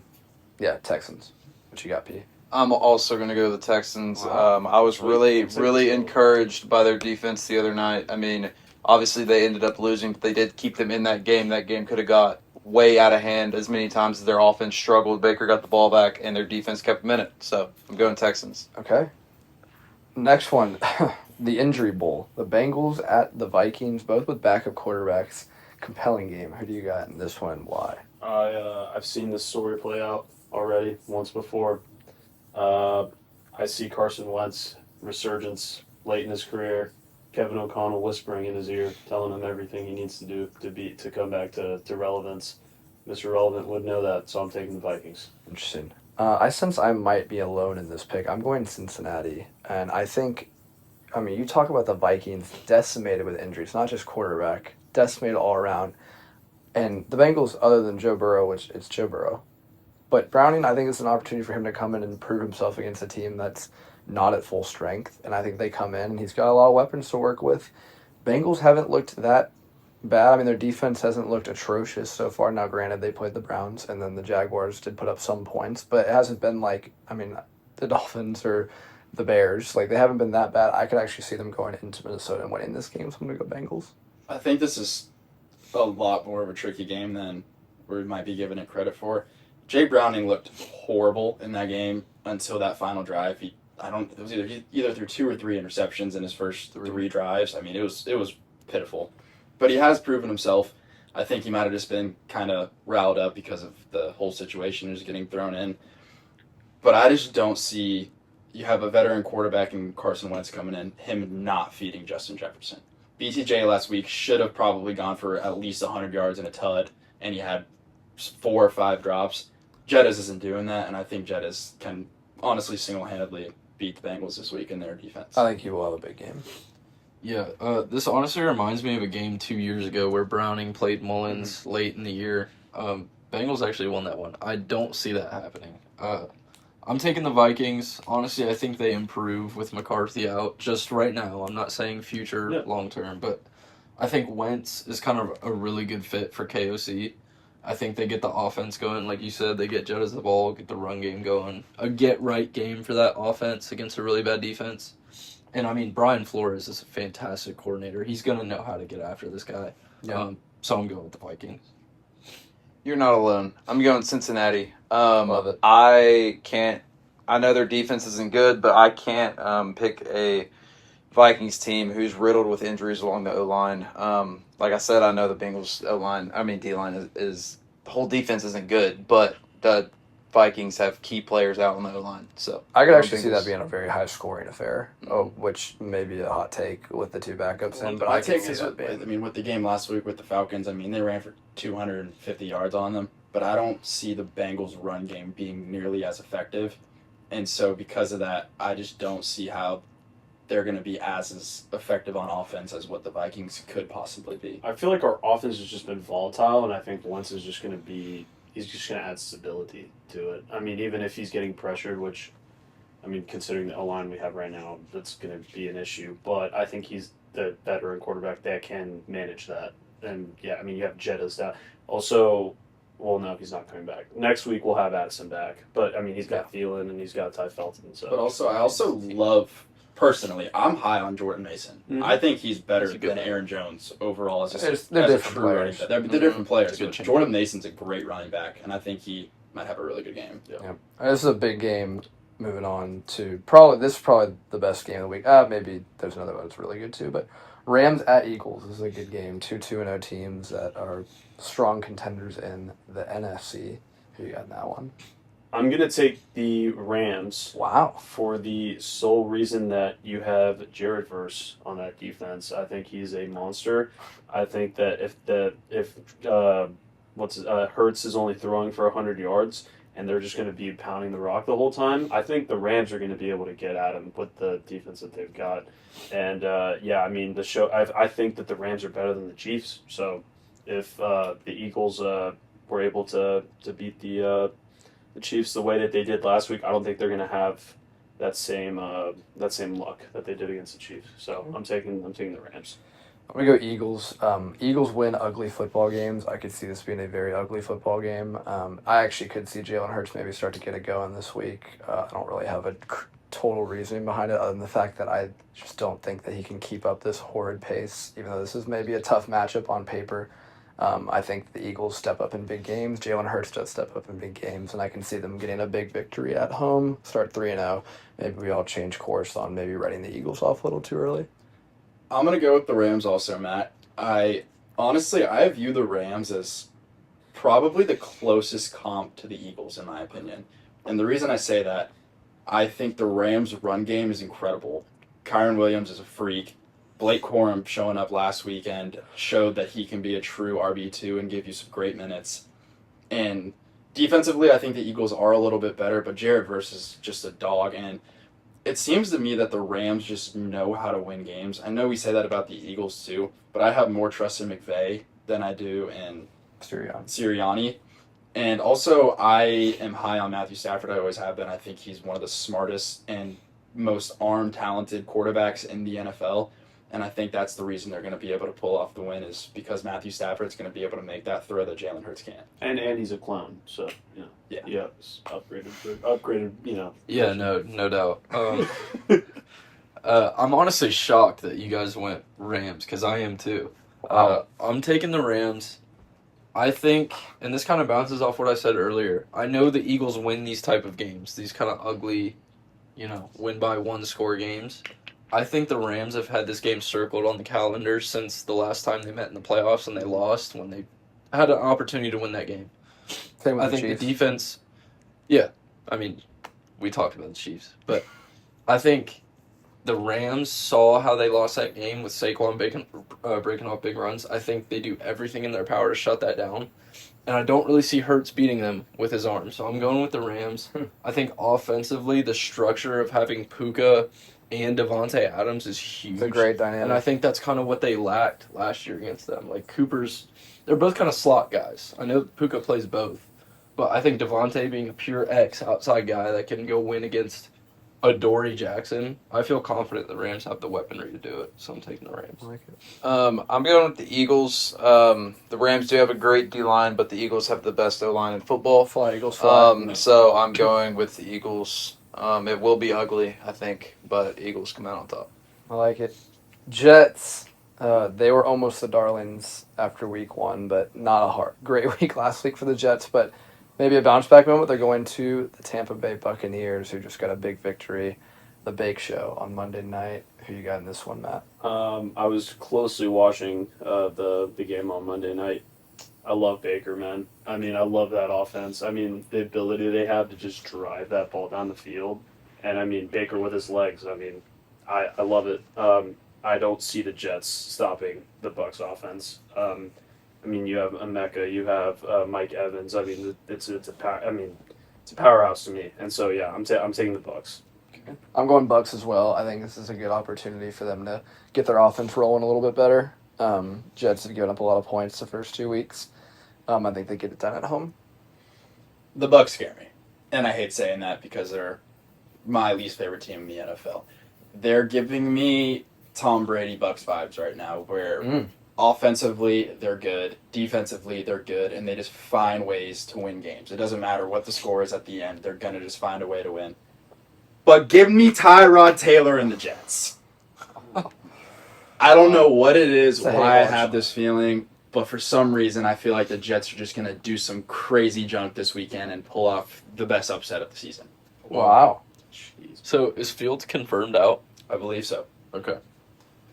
So At least highly if questionable. Fields was in this game, this would be kind of more intriguing for me. If he's out, I'm taking the Bucs.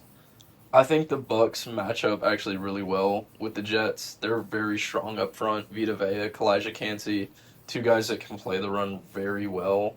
Obviously, Levante David. They play the run well, is what I'm trying to say. So I'm taking the Bucs. Bad matchup.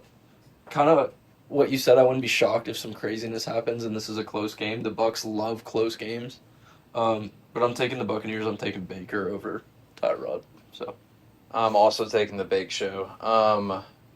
They just have too much firepower between Emeka and old Unk, Mike. But I mean, the Jets have Sauce, but Sauce goes one way, who's going to guard the other one? So Calling taking it the now. Bucs. Tyrod Taylor, fade ball to Garrett Wilson, Nick Folk game winner. whoa, That's get ballsy. that in writing. All right, this one's a very Flip that intriguing game to me. The rolling 2-0 Colts visits the Cam Ward Nashville, Tennessee Titans. Who you got in this one? This is a short spread. Yeah, I'm taking the Colts here. I mean, I think they keep the ball rolling. Love Indiana Jones. Love what they're doing in Indy. I don't think the Titans defense. I mean, I think they're gonna steamroll them. Honestly, Steamroll. yeah. I mean, I think the jokes about me putting the Titans number 1 in the division with at a 5-12. Colts may be my words because I think they're a solid team. So I think they keep the momentum going. Yeah, I've kind of been flip-floppy on this game because I do think that the Colts run will eventually run out. And they'll come back to earth a little bit. However, I just don't think the Titans are ready this week to get it done. And I wanted to take them really, really bad, but I just can't bring myself to do it. I think the Colts, like I said, when they're playing with good momentum like this, I think that they still don't think highly enough of themselves yet to where they let this be a letdown game. I think they are going to stay focused because they know they have a good thing going, and they want to keep it that way. I think the Titans are going to keep it close. I don't think it's going to be a steamroll. And I do think Cam Ward's going to probably have his best game of his young career so far, which not a whole lot to do to have that happen. But he's looked good. I could see them staying in the game. I could see a lot of offense in this game. Maybe the Titans get something rolling. But I am going to go Colts to get it done on the road and go 3-0 to start and really get everybody believing. I'm going to tag along. It's the Colts all the way, I think. I will say that throw by Cam Ward was one of the greatest throws I've ever seen in the NFL. The thought of being able to be running full speed to your right and then throw it 50 yards across your body for a touchdown in the end zone. Incredible throw. I think Cam Ward's going to possibly be the future of the NFL at quarterback if he can just get some pieces around him. But, I mean, the Colts are just rolling right now, and the Titans just can't produce anything offensively or defensively. So I agree with everything all of you said, but this is my illogical pick of the week. I like it. I'm going with the Titans. I don't know why. I just think the Titans are going to get this one done. And there's always a game on Sunday that you don't expect to go a certain way, and I think this is going to be it. Kind of like what you said, I think this is going to be Cam Ward's best game. I think this might be a kind of a breakout. Maybe him and Io Manor kind of have a thing going, and they figure it out. But I don't know if it's low scoring, high scoring. I just think the Titans are going to get it done. I like it. That's fair. This is the one game that I was like back and forth on. But I'm gonna go with the Colts. I think they're too hot going in, and the Titans I haven't really seen a whole lot. I do expect it to be close though. So right around that 4.5, 3.5 point spread. So Colts. Colts. All right. Raiders at the Commanders is an odd matchup to me. I could see this going either way. What you got? I did have the Commanders going. What was it? Like 15-2. I mean, they gotta get the. Yeah, I mean they're gonna get the win here. Yeah, I mean I love Jaden Daniels, Big Beautiful Bill, Scary Terry. The Raiders they looked rough last night. I think GT got shut down. GT got shut down bad. And Bowers wasn't. I mean, was he splitting reps with what's his name? He's a little banged up. Yeah, he was a little banged up. I mean, hopefully he gets healthy, fully 100%. But I think the Commanders are just a better team. That Raiders defense did not look too great in my opinion. So Yeah, I'm gonna go Commanders in this game at home. Raiders did impress me in week 1. They were much less impressive in week 2. Maybe it could be a testament to matchup, but I do think this is a good opportunity at home for the Commanders to get it done. I could see, them beating the Raiders over top. I could see Terry McLaurin having a great game, bounce back games. I'm gonna go Commanders. I'm also going to go to the Commanders. I think people are looking really down on the Commanders right now, but as the year goes on, I think we're just going to realize how good the Packers defense really is. And I don't think that loss is going to look nearly as bad when we get farther down to the year. And again, with the Raiders, I mean, the Chargers are an incredible team, and I think they're proving how good they are. So I do think it's going to be a closer match, but I think good old Bill and the Commanders pull this one off. I'm also going with the Commanders. I actually think this is going to be a really close game. I think the Raiders actually match up pretty well with the Commanders. I think that front seven for the Raiders can cause problems, especially with Max Crosby. Washington did not protect well against Green Bay. Granted, it's Green Bay. With that being said, I'm taking the Commanders. I think the offensive firepower is just too much for that Raiders defense to handle. There's no signs of that run game really getting going for the Raiders. They just look kind of in disarray. And I think Commanders, NFC Championship team last year, there's no reason that they shouldn't win this game. So I'm taking the Commanders. Yeah, I agree. Clean sweep here. I'm going Commanders. Without Brock Bowers, really, without the question marks around him right now and his health, it takes an aspect out of the Raiders' offense that is almost like a mysterious factor. So I'm going Commanders. Commanders. This is, I guess not. I forgot about Monday night, but Broncos visiting the Chargers, big-time divisional matchup, team that's rolling, a team that might be a little bit disappointing so far. It should be 2-0, but it's not 1-1 now. Who you got in this game? this is a really hard game for me to pick, to be honest. I like both the Broncos and the Chargers a lot. Obviously, last night Chargers got it done. But I do think that this is a get-back game for the Broncos, especially after that loss to the Colts. I think they need this win to kind of kind of cement something in the building. I think they're going to go all out. I think Sean Payton's going to throw everything he can at that Chargers defense, so I'm going to take Broncos. Broncos on the road. I'm going to go Chargers in this game. I think they are playing better football, and I think that they are going to keep it rolling. I think there's certain teams that just get a really good start, and you start believing in them. And I think this year it's the Chargers, where they're actually a really good football team and could emerge as a contender. I think they'll stay there. Maybe hit the panic button on the Broncos a little bit, then they'll start getting it going later in the year or mid-season. But I'm going to go Chargers to start 3-0 here.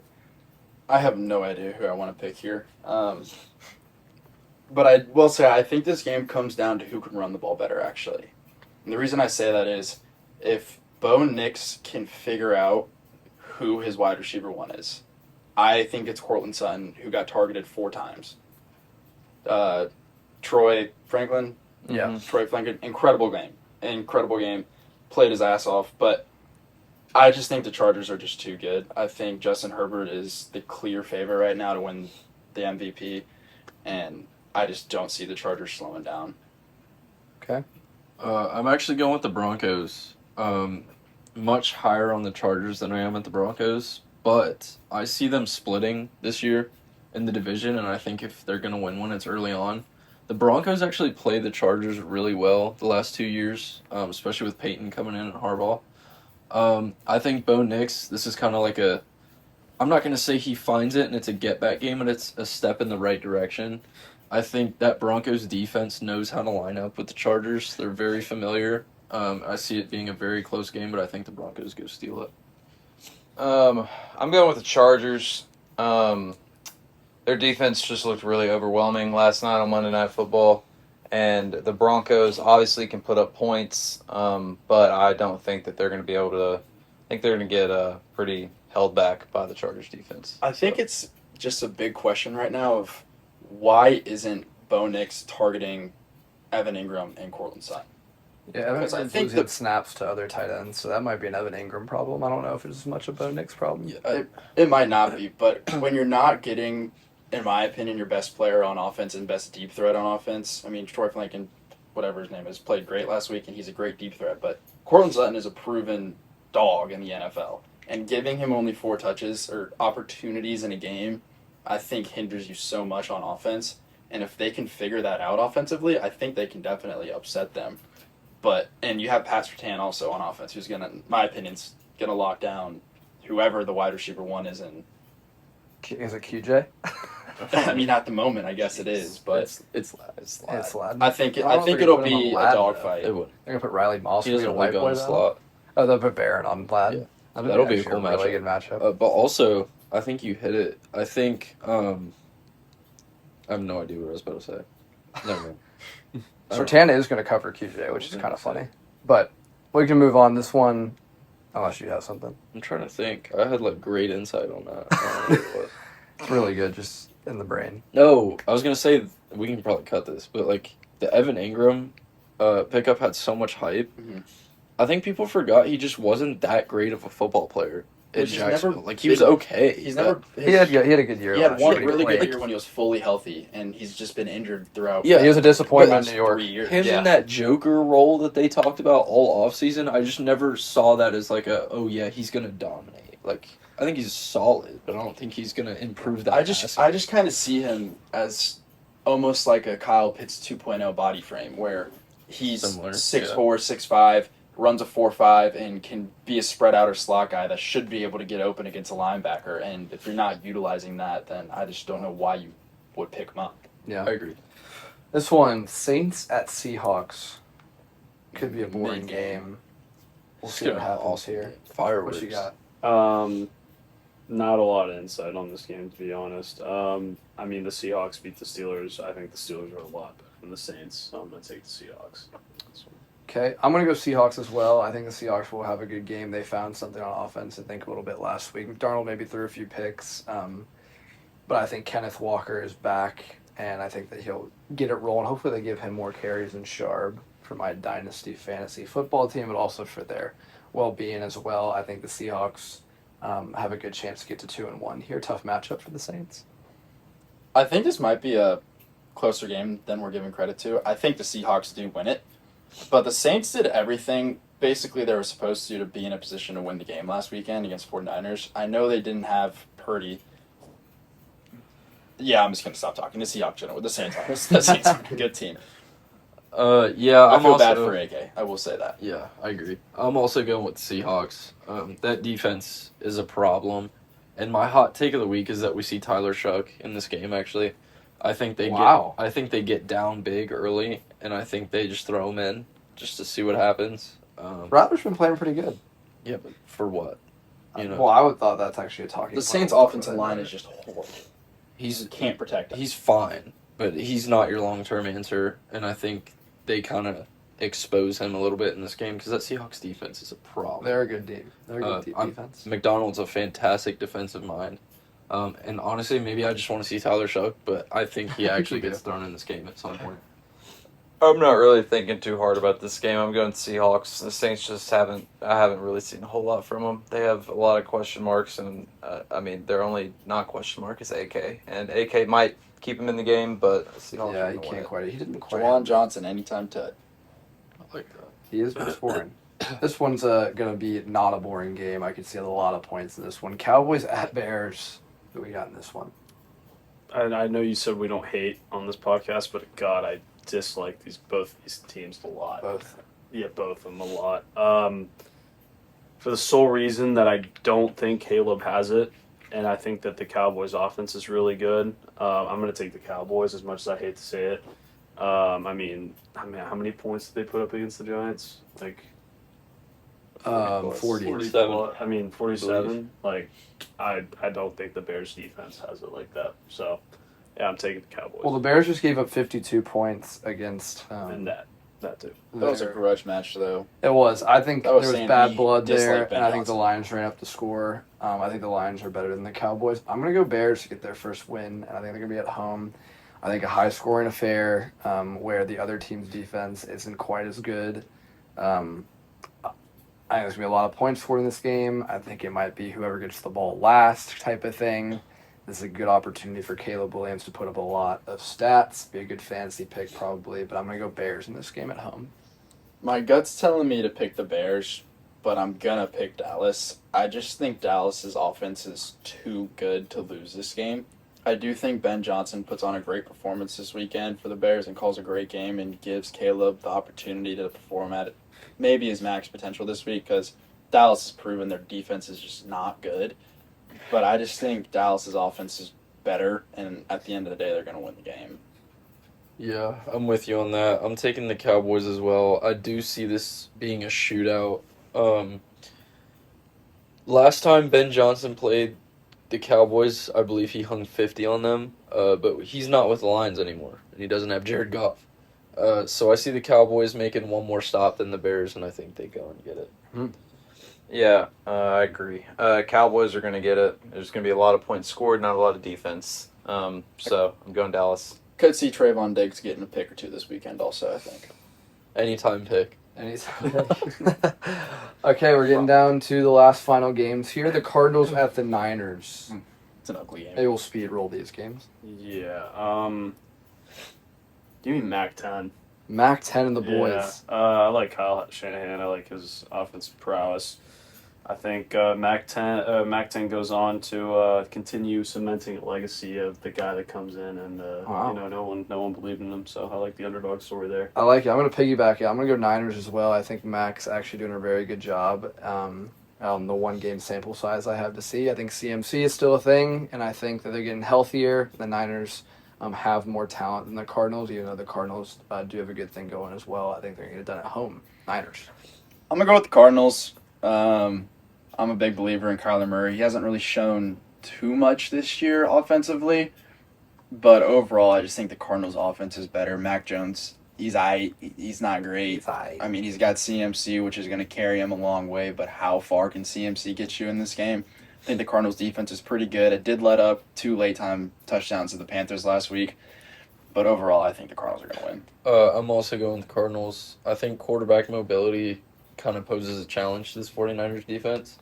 I also think they're just too banged up, man. All over the place, they're banged up. No Kittle, no Purdy, Jawan Jennings injured. He's No back, way you.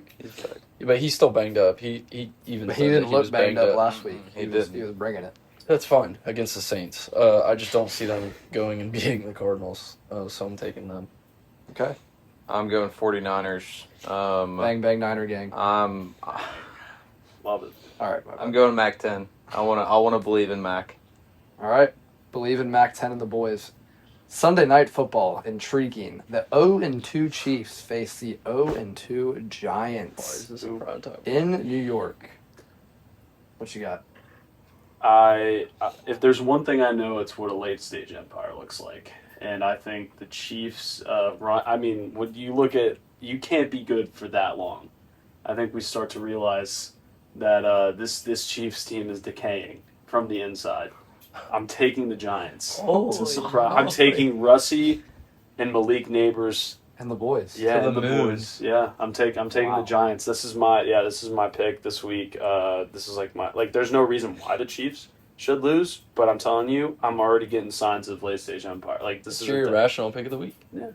Look, I'm going to go Chiefs. I want to go Giants, but I'm not because But see, like when they win, you're gonna be like, I should have picked them. maybe. But I'm going to go Chiefs. I don't want to say because they're not going to start 0-3. I think this is a good matchup for them to get back on track. It being a road game does make me a little nervous, and prime time, just weird things happen. So I can see Russie and the boys getting it together and going. But I do think the Chiefs still have a really good defense. They're not the Dallas Cowboys. Russie's not throwing for 450 this week. If he does, Russie's officially back, and Dart's going to be sitting the whole year. But I'm going to go Chiefs on the road. I agree with you. I think this is going to be your typical Chiefs Sunday night football game where it's gross, it's ugly. Chiefs will get a call or two in their favor, and then they'll end up just pulling away at the end and winning the game. The one play at the end of the game that they have to make, Patrick Mahomes is going to make it this weekend. Mm-hmm. yeah, this is like a Hitler versus Stalin prime time game to me. You Like, love Russie. I don't know who the schedule makers putting this as a Sunday night football game with this slate is Knew what they were honestly doing. terrible. But I saw what Spags did to Russie last year down the stretch, and I want zero part of that. So give me the Chiefs. Like you said, dude, I don't want to watch the Chiefs on primetime again. They're not fun to watch. Russie throwing moonballs, I guess, is fun. It was fun.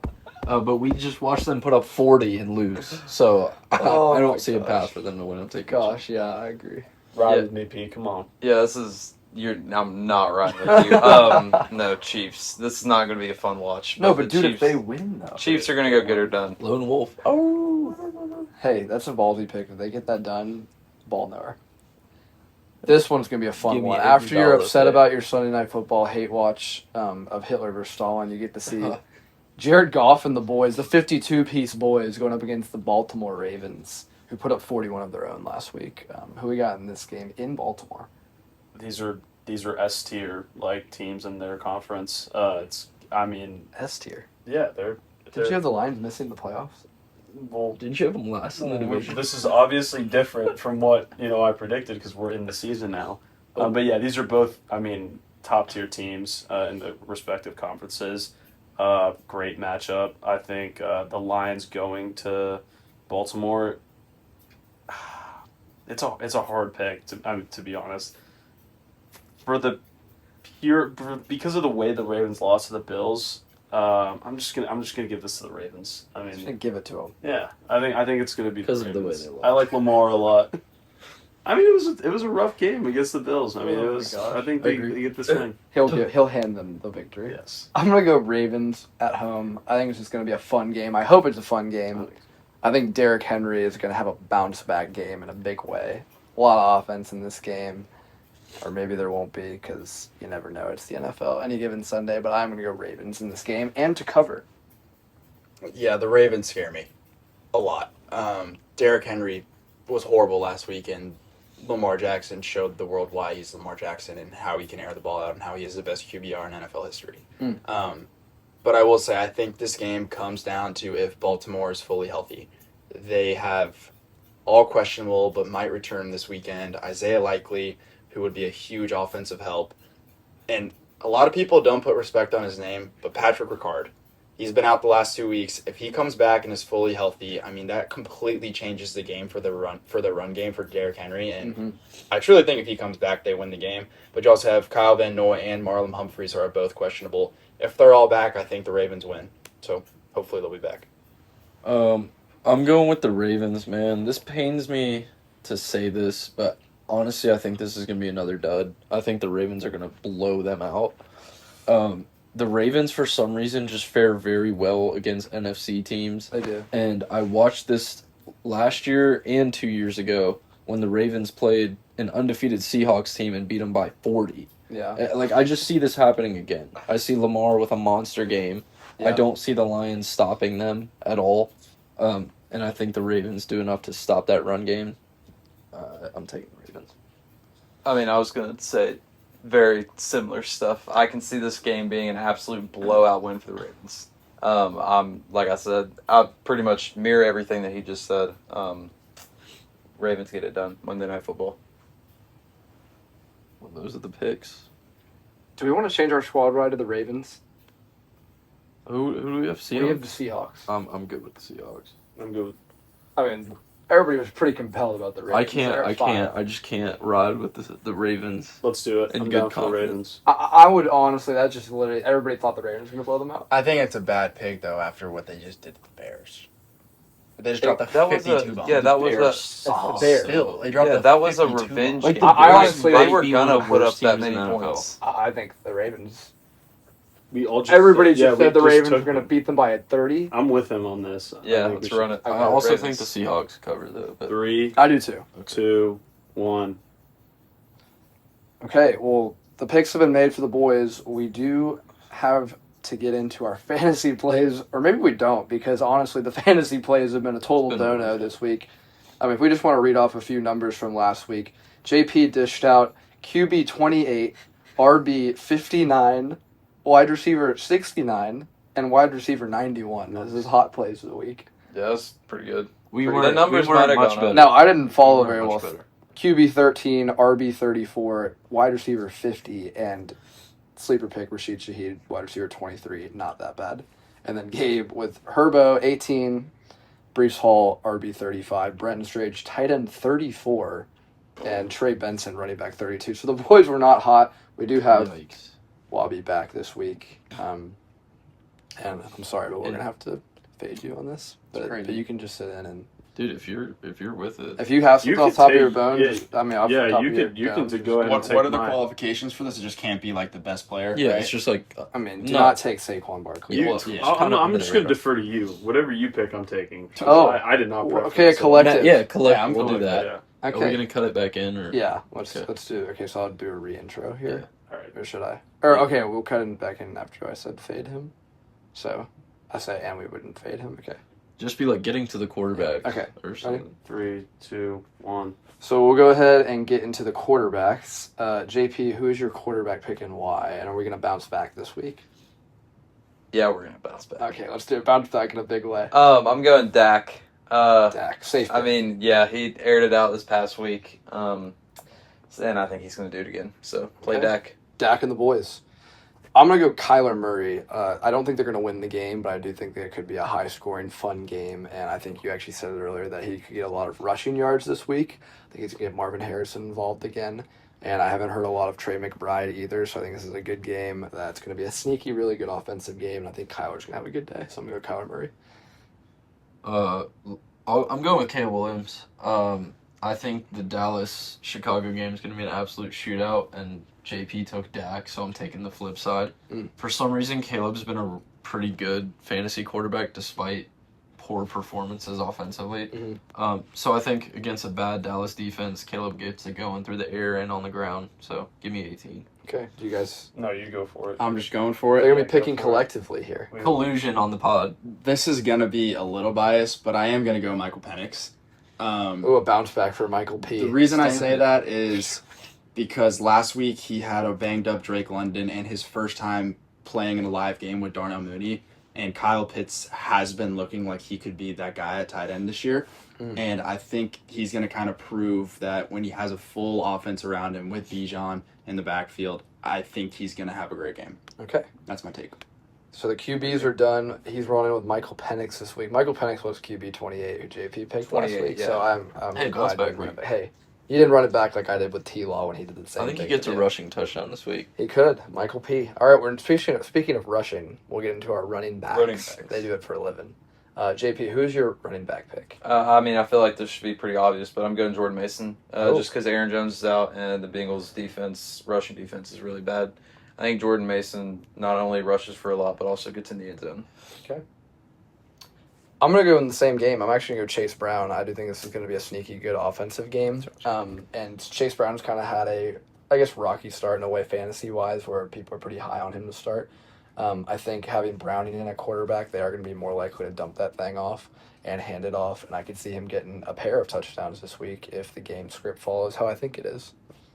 I'm going with Kenneth Walker. There's been a debate in that backfield for a couple weeks about who the guy is. Zach Charbonnet just averaged 0 yards per carry against us, and Kenneth Walker averaged 8. Yeah.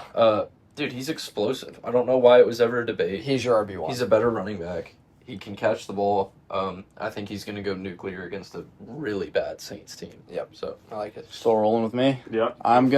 We're gonna take, I should say, We're Bucky gonna Irvin take- this week. Oh, No, that's a great pick. I think Bucky Irvin's just a dog, and the Jets defense is not going to be able to stop the Tampa Bay offense overall throughout the entirety of the game. And Wow. if you give Bucky Irving 15 to 20 carries, I think he'll be up there. that's a Okay. good one. Bucky.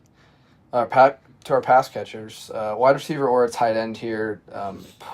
I mean, we have had a rough showing. We so got to get far, a bounce boys. back. Yeah, We gotta get a bounce this, back. this is the bounce back. Who we got? I'm going receiver, Rome Odunze. Rome. We saw what Malik Neighbors just did to the Cowboys secondary. I think Rome follows up and has a big game for the Bears. He just had a big game against the Lions, and they lost by 30, so I could Yeah. see them doing it in a big old victory. I did pick the Bears in their game. I'm going to go Scary Terry McLaurin to get back on track this week. Debo, they're calling for him. Fat Debo, he heard the noise, and now he's emerging as the WR1. Looks like the chemistry's not there. I think Terry is going to get behind the defense this week against that Raiders secondary and get a big old long touchdown and get back involved with his boy Jaden Daniels. Make the fans start believing again in Scary Terry. And Gabe, who do you have? I like it. I'm staying in the same division. I'm fading tight ends. I'm done trying to be cute. Getting straight is probably one of the worst picks I've ever had. So I'm going with GP, my boy. Going with Uno. I think this game's going to be a shootout. Yeah, y'all love that game. George earns some trust. We went back and forth. Yeah, we flipped. George is going to earn some trust in the eyes of Dak. I think he did it last week. I think he continues to do it this week. I think they key on CD. Perfect opportunity for George to get some deep balls. Pause. So I'm going George. No Jalen Johnson. No, Too. We didn't talk about That's that, huge. but that's huge. he's done for the year, isn't I think so. My first pick. I'm going to take Jigba against the Saints. I think he's gonna have I think he's going to have a great game. I don't think that the New Orleans secondary is going to be able to contain him, and I think Darnold's going to air it out to him a lot. I don't think he has a touchdown yet, and he's been peppered He's with due, targets, man. so he might be due. He's a good We believe player. in duology on this. Just pod. to throw a tight end in there, Oh. I'm going to say Tyler Warren's going to get his first TED of the year and have an incredible game. I love it. I could see it. I could see it. It's the only acceptable tight end play. It is. I love it. He's a beast. And now to our sleeper picks. Oh boy. Well, our sleeper pick last week wasn't very good. Your first sleeper pick was money. And then banger. you absolutely tanked it. Yeah, last week. wide We have to receiver get back on 91. track. Yeah, we're going different position completely. This reflects what I said earlier, but I'm going Mac Jones. Oh, Mac 10. I picked the Niners to win, and I'm going Mac. I like what I saw last week. Okay. I'm going to go with a rookie that is on both of my fantasy teams. I've started both weeks, and it's just made me so angry because he's getting open, but they're not giving him the rock. But now Jaden Reed is out, so I'm going Matthew Golden to finally have a really good NFL football game. And it's not because talent's the issue. It's just a matter of opportunity, man. Give the guy his opportunities, and he's going to make plays. Playing against Cleveland this week, there's no better week than to get started this week. Matthew Golden is going to have a great week. I like it. I'm also going with a rookie. I'm going with Woody Marks. I saw some explosion from him in that Bucks game, man. I think he could kind of emerge as the lead back until Mixon comes back. Chubb didn't look bad. I just think they kind of need an explosion. They need something new in that offense just to kind of switch it up. I think the Jags have a bad defense. I don't think they're really good up front. So I think Woody Marks gets it going through the air and on the ground. I love that pick, actually. I'm also going to go with the rookie, and I'm going with our boy Bill. Oh, Bill. Ja'Cory You literally CrossFit read my Nick. Oh, the defending day 3 guy. I'm going to That's take a- him. Vegas has done a pretty good job of stopping the run this year, but with the threat that Jaden Daniels also poses as a running quarterback, I think the two of them in the backfield are going to be pretty dangerous this weekend. I like it. Well, those were the fantasy hot plays of the week. Hopefully they're hot this week.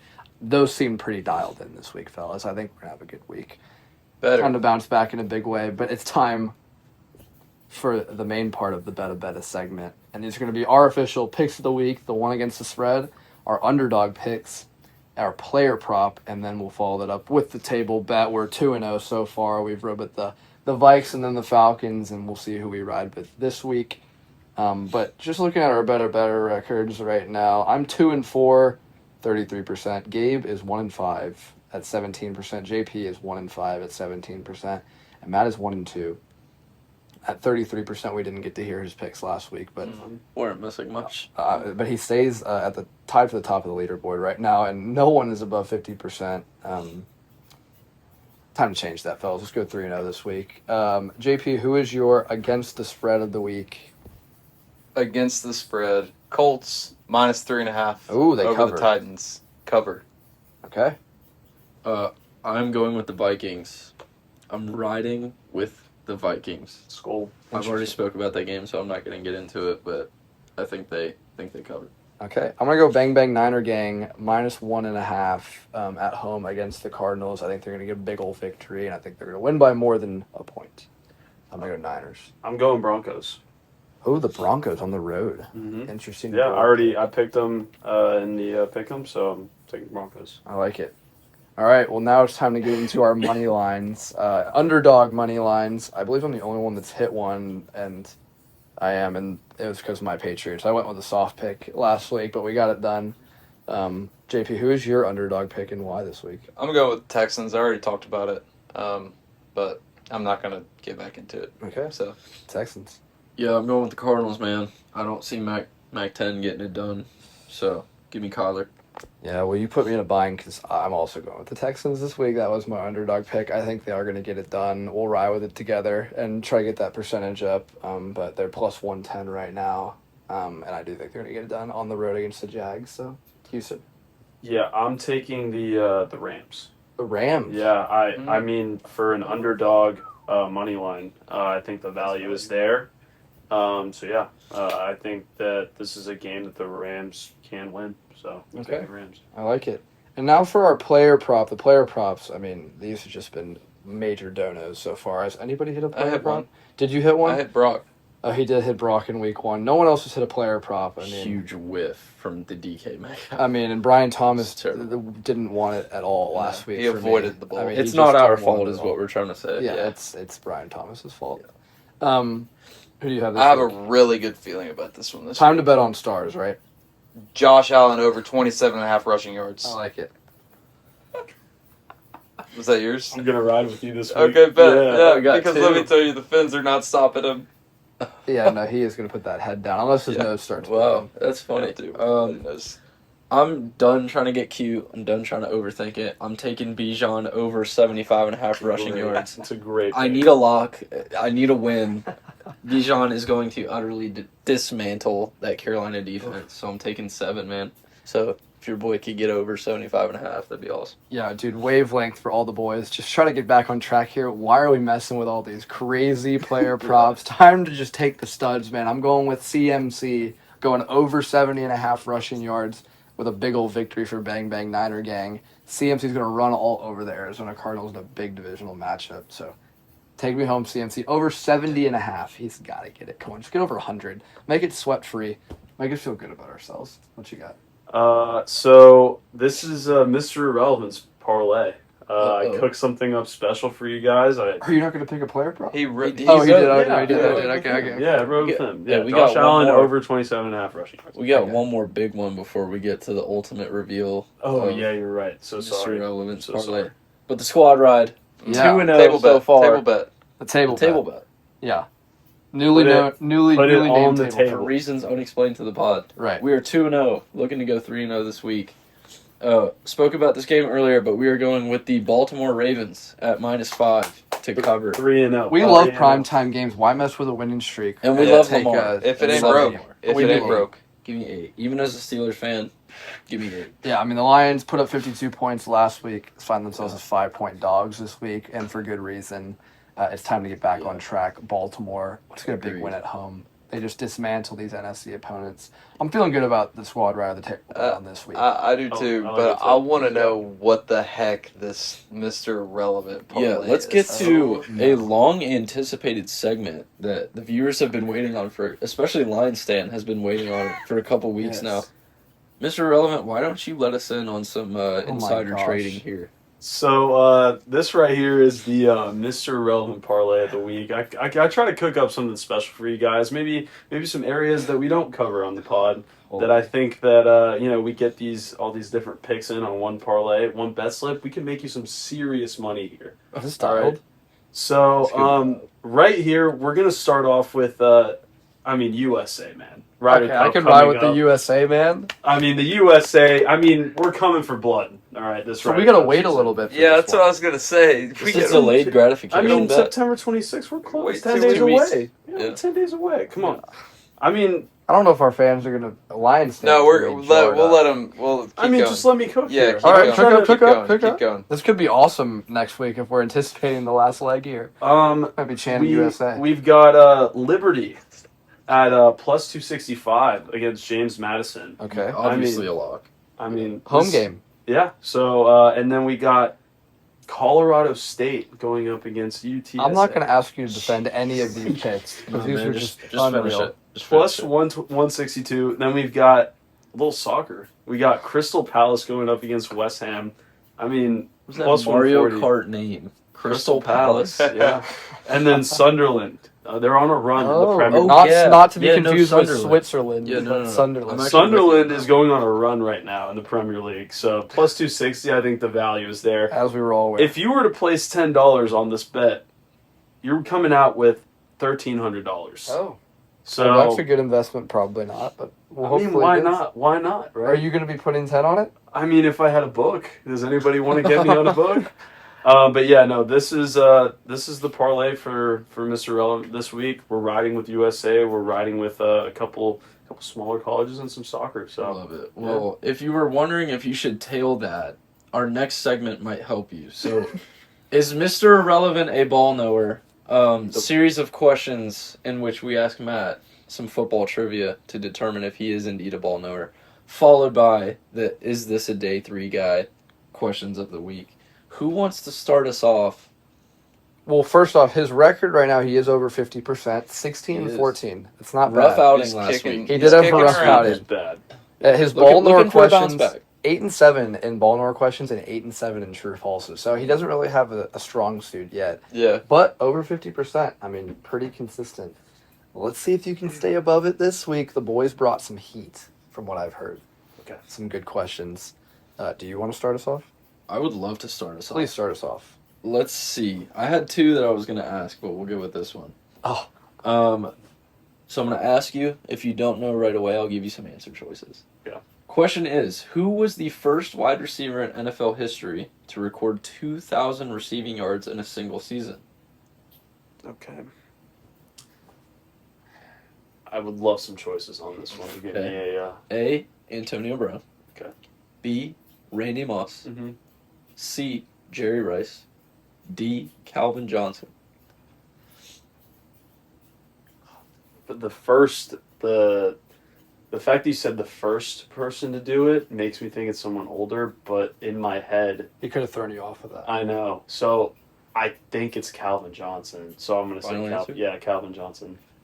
That is correct. What a Oh, well done. Sharp one. Great Matt. pull. Attaboy. And he Way talked to it get out, forward. too, and it was just totally dialed. Why don't you just get him? Get him. Since the year 2000, there has been one Denver Broncos drafted quarterback that has won a playoff game for them. Mm-hmm. Who was it? This is a good question. That's a great question.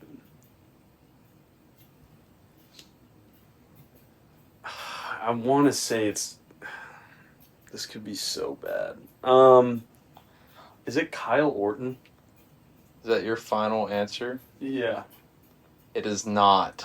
That was not a honestly bad a take. good pull. That was a great pull. I can't even be mad at You're that gonna be one. mad when you hear Do you have a it. Is this second Drew one? Lock? No. No. It's Tim Tebow. Really? Yeah, against the Steelers. Oh, brutal. It's a great question. That honestly, dude, To that Demarius answer was Thomas. honestly Yeah. almost more impressive. Yeah, than then Tim getting the Tebow. answer. Yeah. So you know what, dude? That's It hold your head up high for that Yeah. one. I honestly don't know if you're gonna get that. I feel like you should, but we'll see. What is the name of the wide receiver who made the famous helmet catch that led to the Giants beating the 18-0 Patriots in Super Bowl 42?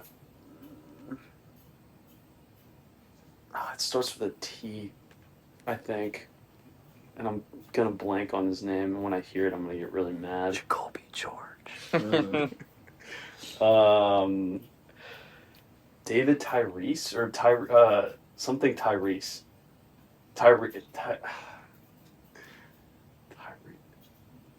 David Tyree. David Tyree. Wow. Wow, What a very save, nice. Can we add in a bonus question for the No week? way. Oh yeah, we can. You got one for him? I do The actually. guest has a question for you, And this Mr. is Rob. relevant to this previous week. If you were watching all the ball of this week, you would know the answer to this question. Oh, gosh. Oh boy. What year was the most recent year the Chiefs started 0-2? Oh my. Had to have been an Alex Smith year. Had to have been.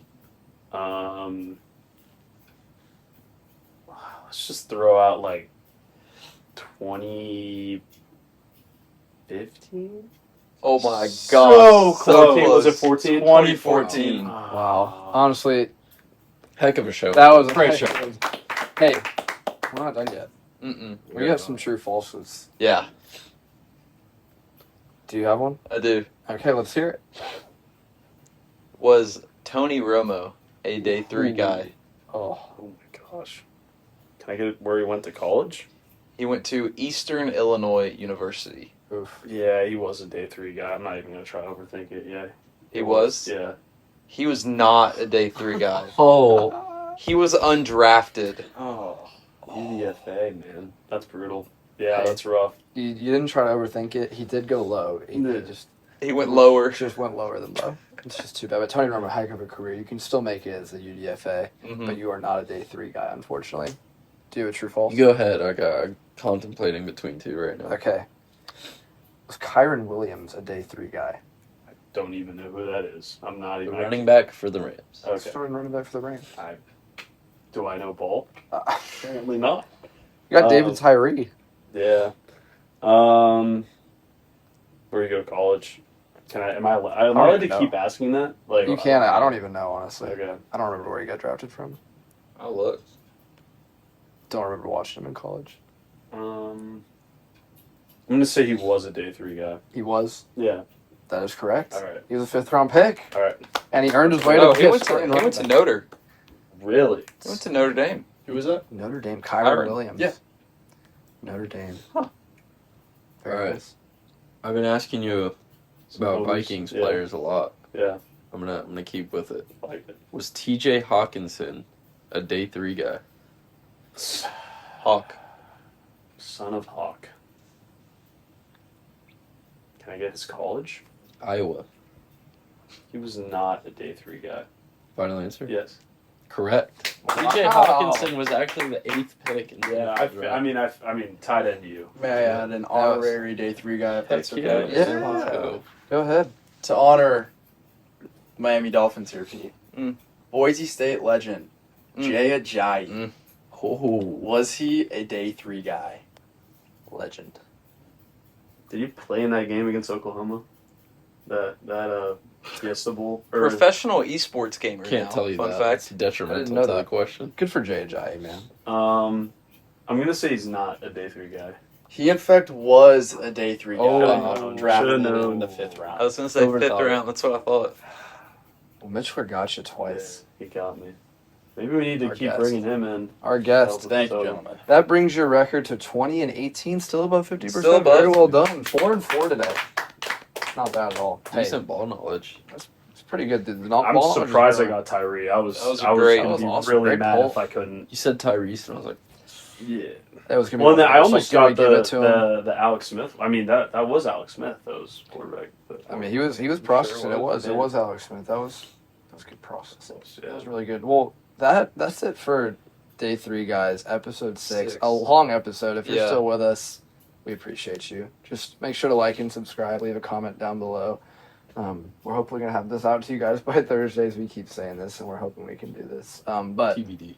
it is TBD. This is Fingers a long crossed. episode. Editing does take a minute, but Yes. we're working on it. We're getting the motions down of it. We are. So We're just a gritty podcast, man. We just keep coming back, keep showing up, man, and we're just gonna keep going, keep interacting with our stuff, man. We appreciate the love for the people that have shown it, and that's it for the boys. We'll be back next week for episode 7, and we'll be talking about week 4 and what happened in week 3 and all that good stuff, man. But that's it for today. Like and subscribe. For our special guest, Michael yeah, Mishler, round of we applause appreciate for, him. A for great the guest. first ever guest. I mean, But that's it for today, boys and girls. Whoever's watching, thanks for coming out, and we'll see you next week.